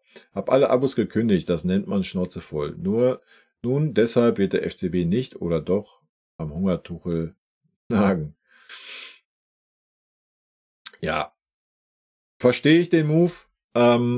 Ich habe den Sohn auch abgemeldet gehabt letztes Jahr, weil es auch einfach nur frech war. Ja. Auch das ist ein Thema, wenn ich darauf jetzt eingehe, kann ich eine halbe Stunde reden. Also muss man mal schauen, ob man da vielleicht mal im Stream drüber quatscht. Panzerpiece, die Spieler klar gegen Tuchel. Ob Bochum sich die Spieler trauen zu verlieren ohne Sané, macht Kane allein überhaupt nichts. Okay. GB, spätestens nach dem Spruch von Tuchel an die Mannschaft nach dem Leverkusen-Spiel muss Thomas Tuchel entlassen werden. Ja, nochmal, ich weiß nicht, warum ihr das alle für voll nehmt, nur weil irgendeine Zeitung das schreibt. Also. Wenn es danach geht, wäre unser Kader diese Saison wahrscheinlich auch um 10 Spieler größer, oder? Also ich bin da vorsichtig. Ich nehme sowas leider nicht. Was heißt leider? Ich nehme sowas einfach nicht ernst.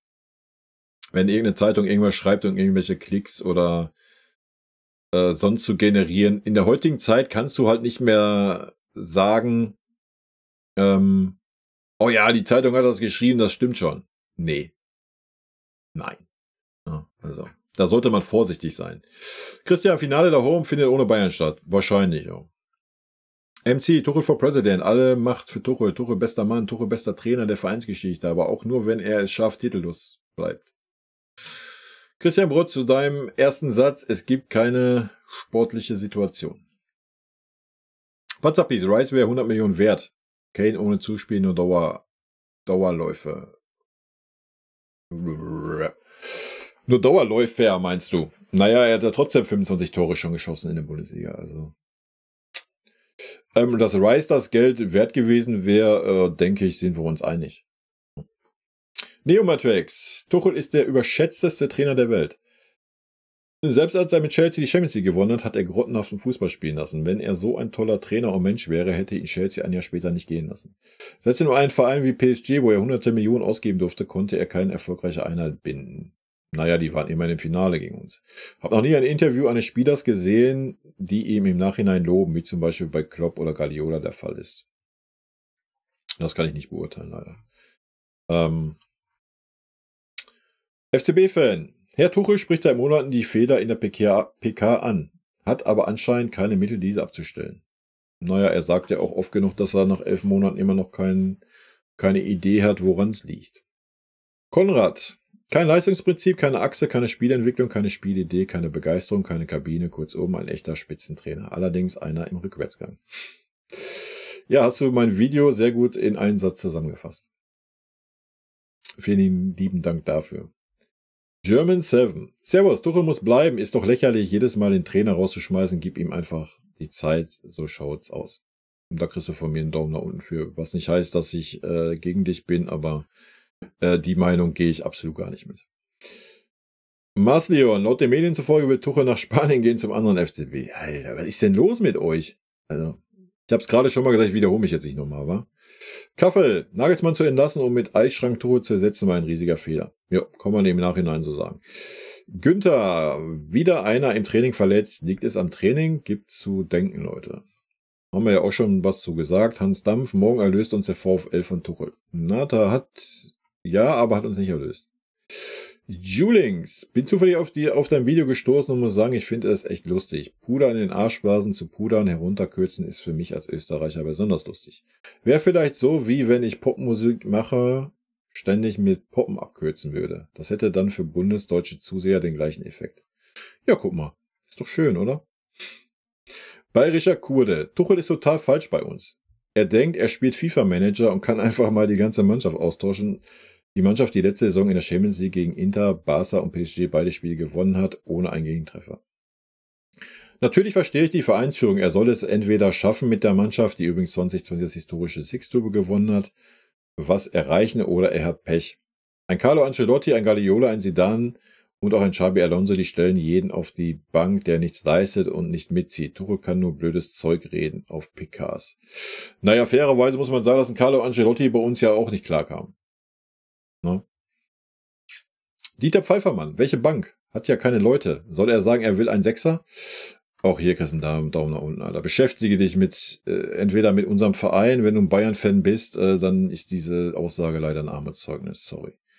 Christian Brot, du hast viel zu wenig die Worte XG, Momentum Reaction zeigen benutzt. Schickes T-Shirt, danke Sascha. Eieiei, da haben wir nochmal einen Roman hier.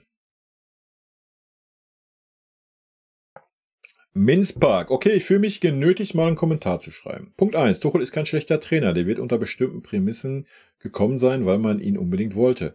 Und die scheinen ihm nicht erfüllt worden zu sein. Punkt 2. Der FC Bayern ist kein Ausbildungsverein. Dafür ist das Umfeld zu unruhig und auch zu viel Erfolgsdruck. Siehe ein Musiala, der auch bei all seinem Talent erst 20 ist. Hat eine Leistungsstelle, was völlig normal ist, und dass ein Pavlovic und ein Tell 19 und 18 auf einmal die Geschicke des ach so großen Bayern München tragen sollen, sehe ich in deren Alter auch nicht, im Gegenteil. Das sind eigentlich Spieler, trotz ihrer vorhandenen Qualität herangeführt werden müssen. Nee, den Punkt fühle ich gar nicht. Guck dir, keine Ahnung, nimm das Beispiel Ajax, nimm das Beispiel Barcelona, wo selbst 16-Jährige performen, und solange, ich gebe dir vollkommen recht, dass junge Spieler Leistungsschwankungen haben. Ja? Was völlig fein ist, völlig okay ist, dann nimmst du die jungen Spieler halt raus, wenn sie gerade in einem Tief sind. Wo ist das Problem? Aber wenn ein junger Spieler doch einfach besser ist als der Etablierte, der gerade auf dem Feld steht, und das über Wochen und Monate zeigt, dann sollte man die Spieler auch spielen lassen. Aber das ist nur meine Meinung. Zum Vergleich, selbst ein Schweinsteiger oder Müller ist aus der Jugend nicht direkt in die Stammelf rotiert. Ich weiß nicht, bei welchem Verein du zugeschaut hast. Das ist leider faktisch falsch. Ein Kimmich musste sich hinter einem Vidal, einen Xabi Alonso und einen Javi Martinez einreihen, sodass er, um Spielzeit zu bekommen, ist als Außenverteidiger aufgelaufen. Und selbst da hat er einen Philipp Lahm und einen David Alaba vor sich gehabt. Alto Betty. Nee, da gehe ich nicht drauf ein. Das ist ja... Punkt 3. Qualität im Kader ist nur begrenzt vorhanden. Für mich, und das ist meine persönliche Meinung, sind im Vorfeld viele Fehler in der Kaderplanung passiert. Als Bayern München kannst du weder national noch international so dünn besetzt die Saison antreten. Ich persönlich hätte auch Pavard und Stanisic nicht gehen lassen. Bei der Verpflichtung von Kim hat man wohl auch den Asia Cup vergessen, sonst wäre man nicht nur mit 3 IVs in die Saison gegangen. Auch das ist falsch. Ja, aber das schreibst du ja jetzt noch. In die Saison gegangen, wobei ich hier bewusst Buchmann rausgelassen habe. Ja, warum hast du ihn denn bewusst rausgelassen? Ist doch schwachsinnig. Er war der 4. Innenverteidiger, hat leider super viel Verletzungspech gehabt. So. Und wenn man mit einer Viererkette spielen möchte, sollten 3 Innenverteidiger, 3 gestandene Innenverteidiger plus ein Nachwuchsinnenverteidiger ausreichen. Ja, also den Take fühle ich nicht. Wenn man jetzt sagt, man möchte mehr mit einer Dreierkette spielen oder eine Fünferkette, dann gebe ich dir recht, dann sollte man 4 gestandene Innenverteidiger haben plus einen Jungen hinten dran. Ich weiß nicht, warum du sagst, du lässt hier bewusst Buchmann raus. I don't know. Aber gut, sei dir gegönnt. Jetzt mal für die Taktik-Nerds. Wenn ich ein 4-3-3 oder ein 4-5-1, 4-2-3-1 spielen lassen will, braucht man eine klare 6 im Mittelfeld, der den spielstarken Mittelfeldspielern den Rücken frei hält. Und da sehe ich weder einen Kimmich noch einen Goretzka. Man hat einen Kader ohne klaren Sechser oder Holding Six gegen den Wunsch des Trainers verpflichtet. Also wäre es am Anfang der Saison schon legitim gewesen, Fünferkette bzw. 3 IVs zu spielen, um einen spielstarken Mittelfeldspieler wie Kimmich in der Defensive zu entlasten. Denn mal ehrlich, weder ein Musiala noch ein Sané oder ein Gnabry sind jemals durch ihre starken Rückwärtsbewegungen aufgefallen. Ach, und schon mal gesehen, welche Ergebnisse Man City ohne Rodri, der diese Saison der einzigste Sechser bei City ist, einfährt? Und die spielen ein 4-3-3, so wie sich das die meisten bei Bayern wünschen. Die haben jedes Spiel in der Liga ohne Rodri verloren und das waren auch die einzigsten Niederlagen. Für City, bei Arsenal ist das ein Rice, bei Liverpool ein Endo und so weiter. Ganz ehrlich, ich kann verstehen, warum sich ein Thomas Tuchel verarscht bei Bayern fühlt. Klar, habt ihr Juwelen im Kader, aber gerade taktisch und rotationsmäßig bietet der Kader kaum Tiefe. Dem Kader mangelt es an klare Hierarchie und Breite, die gerade jetzt in der entscheidenden Phase der Saison hervortritt. Man hat sich blenden lassen von den guten Ergebnissen der Hinrunde und hat wieder nicht reagiert im Wintertransferfenster. Tuchel gibt Woche für Woche gestandenen Profis, die für sich das Weltklasse-Niveau ausrufen, eine Chance, das zu bestätigen. Und das Einzige, was dabei rumkommt, ist alternen Fußball und individuelle Einzelaktionen. Bei aller Liebe, das ist bestimmt nicht der taktische Ansatz eines Thomas Tuchel. Ja, da hake ich ganz kurz ein. Wie du es ja selber schreibst, er gibt die Woche für Woche den gestandenen Profis, die ja angeblich ein Weltklasse-Niveau haben, die Chance. Irgendwann muss doch auch dann so ein Thomas Tuchel raffen, dass sie das Niveau anscheinend nicht haben. Richtig? Und da muss ein Thomas Tuchel halt einfach mal wechseln. Dieser Grundgerüstkader um Kimmich, Müller, Goretzka, Neuer und Sané hat schon mehr wie ein Trainer verschlissen, weil er permanent besser geredet worden ist, als er gespielt hat. Und weil die nationale Konkurrenz aufgrund von Unvermögen das zugelassen hat. Um mal eine Lanze für Harry Kane zu brechen, hätte man ihn nicht verpflichtet, würde der FC Bayern wahrscheinlich noch hinter Stuttgart stehen. Ja, dann würde der FC Bayern wohl sehr wahrscheinlich sogar hinter Dortmund und Leipzig stehen. Ich weiß nicht, warum du dich gerade genötigt fühlst, aufgrund meines Videos eine Lanze für Harry Kane zu brechen. I don't know. Denn auch der VfB sowie Bayer Leverkusen spielen dieses Jahr bis dato eine super Saison mit geschlossener Teamleistung. Das ist richtig.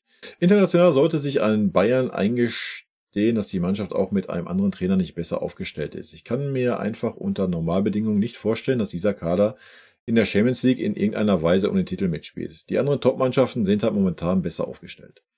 Meiner Meinung nach sollte Bayern diese Saison die Spielzeiten nutzen, um Talente wie Pavlovic und Tell behutsam aufzubauen. Jetzt widersprichst du doch gerade deinen vorigen Take, den du gebracht hast. Wild. Behutsam aufzubauen und mit Eberl im Sommer den Kader umbauen. Ich denke, in der Liga ist es halt schwer, Leverkusen noch einzuholen. Ja, der Zug ist abgefahren. Vielleicht hat auch ein Eberl positiven Einfluss auf Thomas Tuchel. Für mich ist es halt nachvollziehbar, warum Tuchel rumzickt. Und nochmal, das war jedem Bayern-Verantwortlichen vor der Verpflichtung bewusst, dass der Tuchel den Ruf hat, nicht einfach zu sein, aber ein Weltklasse-Trainer zu sein. Das weiß ich nicht.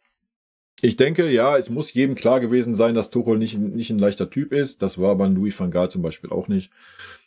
Das sollte nicht das Problem sein.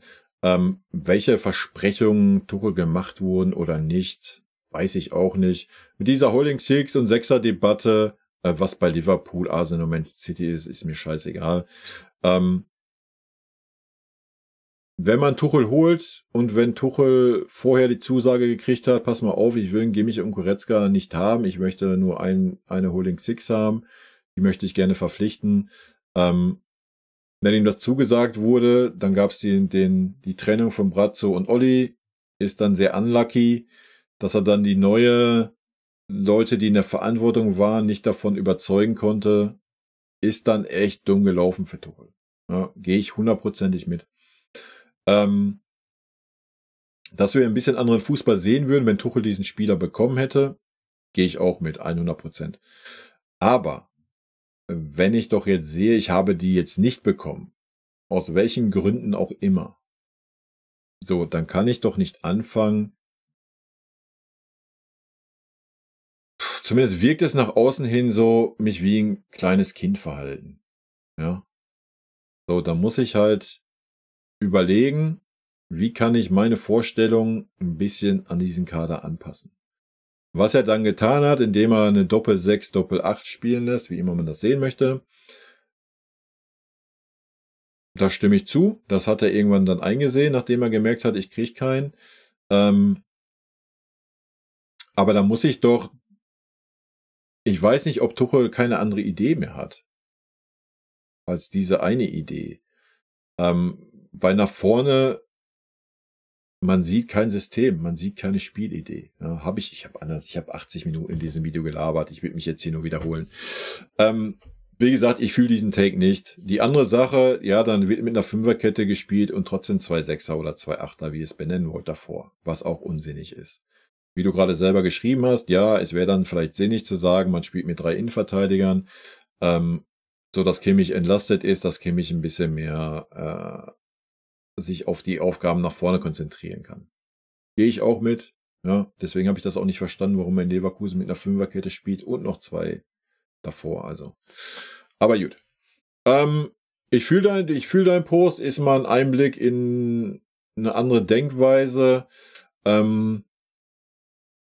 Viele von diesen Denkweisen verstehe ich nicht ganz, aber muss ich auch nicht. So wie du nicht meine anscheinend verstehst, was auch völlig okay ist.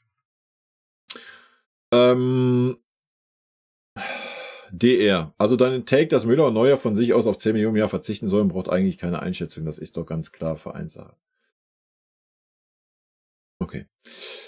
Avolane. Schade, dass du nicht Trainer bei FCB bist. Schicke dem Vorstand eine Analyse, damit die endlich mal kapieren, bin 30 Jahre FCB-Mitglied. Ach Leute, wenn das so wäre, ey. FCB-Fan, guten Tag, meiner Meinung nach alles Quatsch im Training, super. Dann gegen einen richtigen Gegner die Hosen voll. Das ist nicht der FCB. Irgendetwas stimmt schon seit Monaten nicht. Trainer, falsche Einkaufspolitik, schönen Tag noch. Isoboki, Harry Kane ist 30 und hat noch keinen einzigen Titel gewonnen. Gute Nacht. Endu, hat er doch gemacht. Kimmich Bank, Müller Bank. Dann gingen alle zu Hoeneß und waren Stamm in der Champions League und was zeigt die da? Lass ich so stehen. Marco Sprinzig. Moin, bin absoluter St. Pauli. Aber du hast recht, das ist nicht euer FC Bayern. Chris B, Generation Z can take any criticism, especially when they take millions. Ja, aber gut, ja, wie du es gerade sagst, das liegt an der Generation. Ne? Die Generation kann, glaube ich, nicht mehr gut mit Kritik oder sagen wir mal mit direkter Kritik umgehen. Da gehe ich mit. Ja. Haben wir ja auch schon jetzt hier mehrfach gesagt. Stefan, ist eure Erwartungshaltung? Was ist denn unsere Erwartungshaltung? Oder was ist denn meine Erwartungshaltung? Wenn du hier so einen Take raushaust, ja, wäre das schön, wenn das mal ausgeführt ist. Madwurst, Drecksteam, so einfach. GB, wir sind das neue Manchester United. Weiß ich nicht. Castado, das Karma holt den FCB schneller ein als die Wirklichkeit die Ampel. Markus Sprinzig, Tuchel ist ein Selbstdarsteller. Weiß ich nicht. Beurteilen. Heidi Bär? I don't know. Kimmich war immer ein Führungsspieler. Erst seit Tuchel ihn demotiviert und schlecht geredet hat er das verloren. Er ist verunsichert und deshalb stimmt die Leistung nicht. Früher hat sich der Josh nicht versteckt, immer Rede und Antwort gestanden und er würde sicher den RV geben, wenn der Club dies fordert. Im Übrigen halte ich Tuchel für einen sehr guten Trainer, aber zu Bayern passt er nicht. Probleme eines Erfolgsfans. Ja, damit hast du dich qualifiziert. Tschüssi. Markus Sprinzig, FC Hollywood nochmals. Wir reden über den FC Bayern München. Tuchel ist nicht für den FC Bayern. Gruß aus Hamburg, St. Pauli. Pixie Goodman, Hauptsache, sie halten an Tuchel fest. Kimmich, Goretzka und Neuer raus. Lass den Israeli für Neuer spielen und Pavlovic und von mir aus noch einen Jungen auf dem Mittelfeld. Aber tut mal was, Tuchel muss weg. Ja gut, er ist natürlich leider verletzt, ne? Von daher kann er nicht für Neuer spielen. Markus Reit, ganz genau, das ist das Problem, Leistungsprinzip. Die beste Leistung im Training muss spielen. Konrad, ein Trainer, der die Mannschaft nicht mehr erreicht, der erreicht auch mit der Mannschaft nichts mehr. Ja, das ist richtig. Snake, Hauptsache wir beenden die Zusammenarbeit mit Tuchel so schnell wie möglich. Blutleer, Trainer und Mannschaft. Jo. Marcelino, ja, aber bei Nagelsmann waren es 84 Spiele gewesen bei 10 Niederlagen und bei Thomas 43 Spiele und 10 Niederlagen. Jo. User, ich schlage vor, du ersetzt Trainer und Vorstand und Bayern spart viel Geld und es läuft alles wie geschmiert, weil du schon alles besser weißt. Ja genau, klug, ich bin ein guter Klugscheißer, oder? Marv Leverkusen wird Meister. Jo, sei ihnen gegönnt. GB, Tuchel war mit Abstand der schlechteste Trainer, den wir in den letzten Jahren hatten. Wenn man die Entwicklung sieht, dann ja. Was ist deine Meinung zu Mourinho? Ich habe keine Meinung zu Mourinho. Tuchel lässt die falschen Spieler spielen, nur System und gewisse Spieler müssen weg. Ich habe einen Jose Mourinho, keine Ahnung. Ja, ich habe ein Champions League Finale gegen uns erlebt. Was soll ich für eine Meinung haben? Es müsste immer ein paar Wochen bei uns Trainer sein, dann kann ich mir eine Meinung bilden. Mr. Teen Reloaded. Rot-weiße Grüße gehen raus aus Leipzig. Ja, Grüße zurück. User, dein Kommentar ist grundlegend falsch. Tuchel konnte nicht die jungen Spieler einsetzen, weil sie nicht die beste Qualität haben. Die hätten auch keine bessere Ergebnisse erzielen können und dann würde man wieder Tuchel vorwerfen, dass er nicht auf die erfahrenen Spieler setzt. Also Tuchel musste auf die erfahrenen Spieler setzen, da sie aber auch nicht über die höchste Qualität verfügen, ist am Ende auch Tuchel gescheitert. Das heißt, der Trainer ist nicht schuld. Gönn dir deine Meinung, sehe ich anders. Jodo, klasse Kommentar über 120 Minuten, Wahnsinn, ruhig, sachlich, authentisch, top, danke. Killer Fox, du hast mit allem den Nagel auf den Kopf getroffen. Daumen hoch. Captain Kurt. Die Spieler sind das Problem, nicht der Trainer. Ja. Manuel Pierla, bleibt mir einfach unverständlich, dass für alles der Trainer verantwortlich ist. Wenn es doch so kluge YouTuber gibt, warum werden die dann nicht Trainer, wenn sie doch alles besser wissen? Und andere als hohl bezeichnen, ist doch kein Weltuntergang, wenn es mal ein Jahr nichts... Okay, du hast nicht verstanden, wovon hier geredet wird, Alter. Du kannst gerne mich kritisieren, weil ich ein dummer YouTuber bin, da gehe ich mit. Aber deine Takes, du hast nicht verstanden, worüber hier geredet wird. Also, so gar nicht. Also, wild. Marco Rose wäre eine Option. Ja, der ist in Leipzig Trainer, denke ich. Didi Jan, dein Tuchel-Bashing wird nicht besser, umso öfter du es wiederholst. Und seit wann ist der FCB ein Ausbildungsclub? Hörst du dir eigentlich selber zu? Auch du hast null gerafft, wovon hier geredet wird. Aber jeden seine Meinung. Na, gönn dir. In diesem Sinne, Leute. Ich bin durch. Ich bedanke mich für eure Kommentare. Rot-weiße Grüße gehen raus. Bis zum nächsten Video oder zum nächsten Livestream. Tschüssi. Lieben Dank, dass ihr euch das Video bis zum Ende angeschaut habt. Vielen lieben Dank für euren Support. Wie immer, lasst gerne einen Daumen da. Ich freue mich auch über jeden Kommentar, der geschrieben wird. Und in diesem Sinne nochmal rot-weiße Grüße gehen raus. Und jetzt zum Abschied noch ein paar nette O-Töne von unseren vergangenen Trainern. Ein dicker Kuss von dem Trainer von der Meister. Was das Allerwichtigste ist, weil wir wissen, dass er ein guter Kerl ist. Wir sind schockverliebt in meine Mannschaft. Also ich fand, das hat Spaß gemacht zu coachen. Ein Trainer ist ein Idiot. Ein Trainer sehe, was passiert im Platz. Dahin bist du eher Trainer und wenn du viele Spiele hast, bist du mehr Coach als Trainer und ich bin schon lieber Trainer als Coach. Geiler Satz. Magic.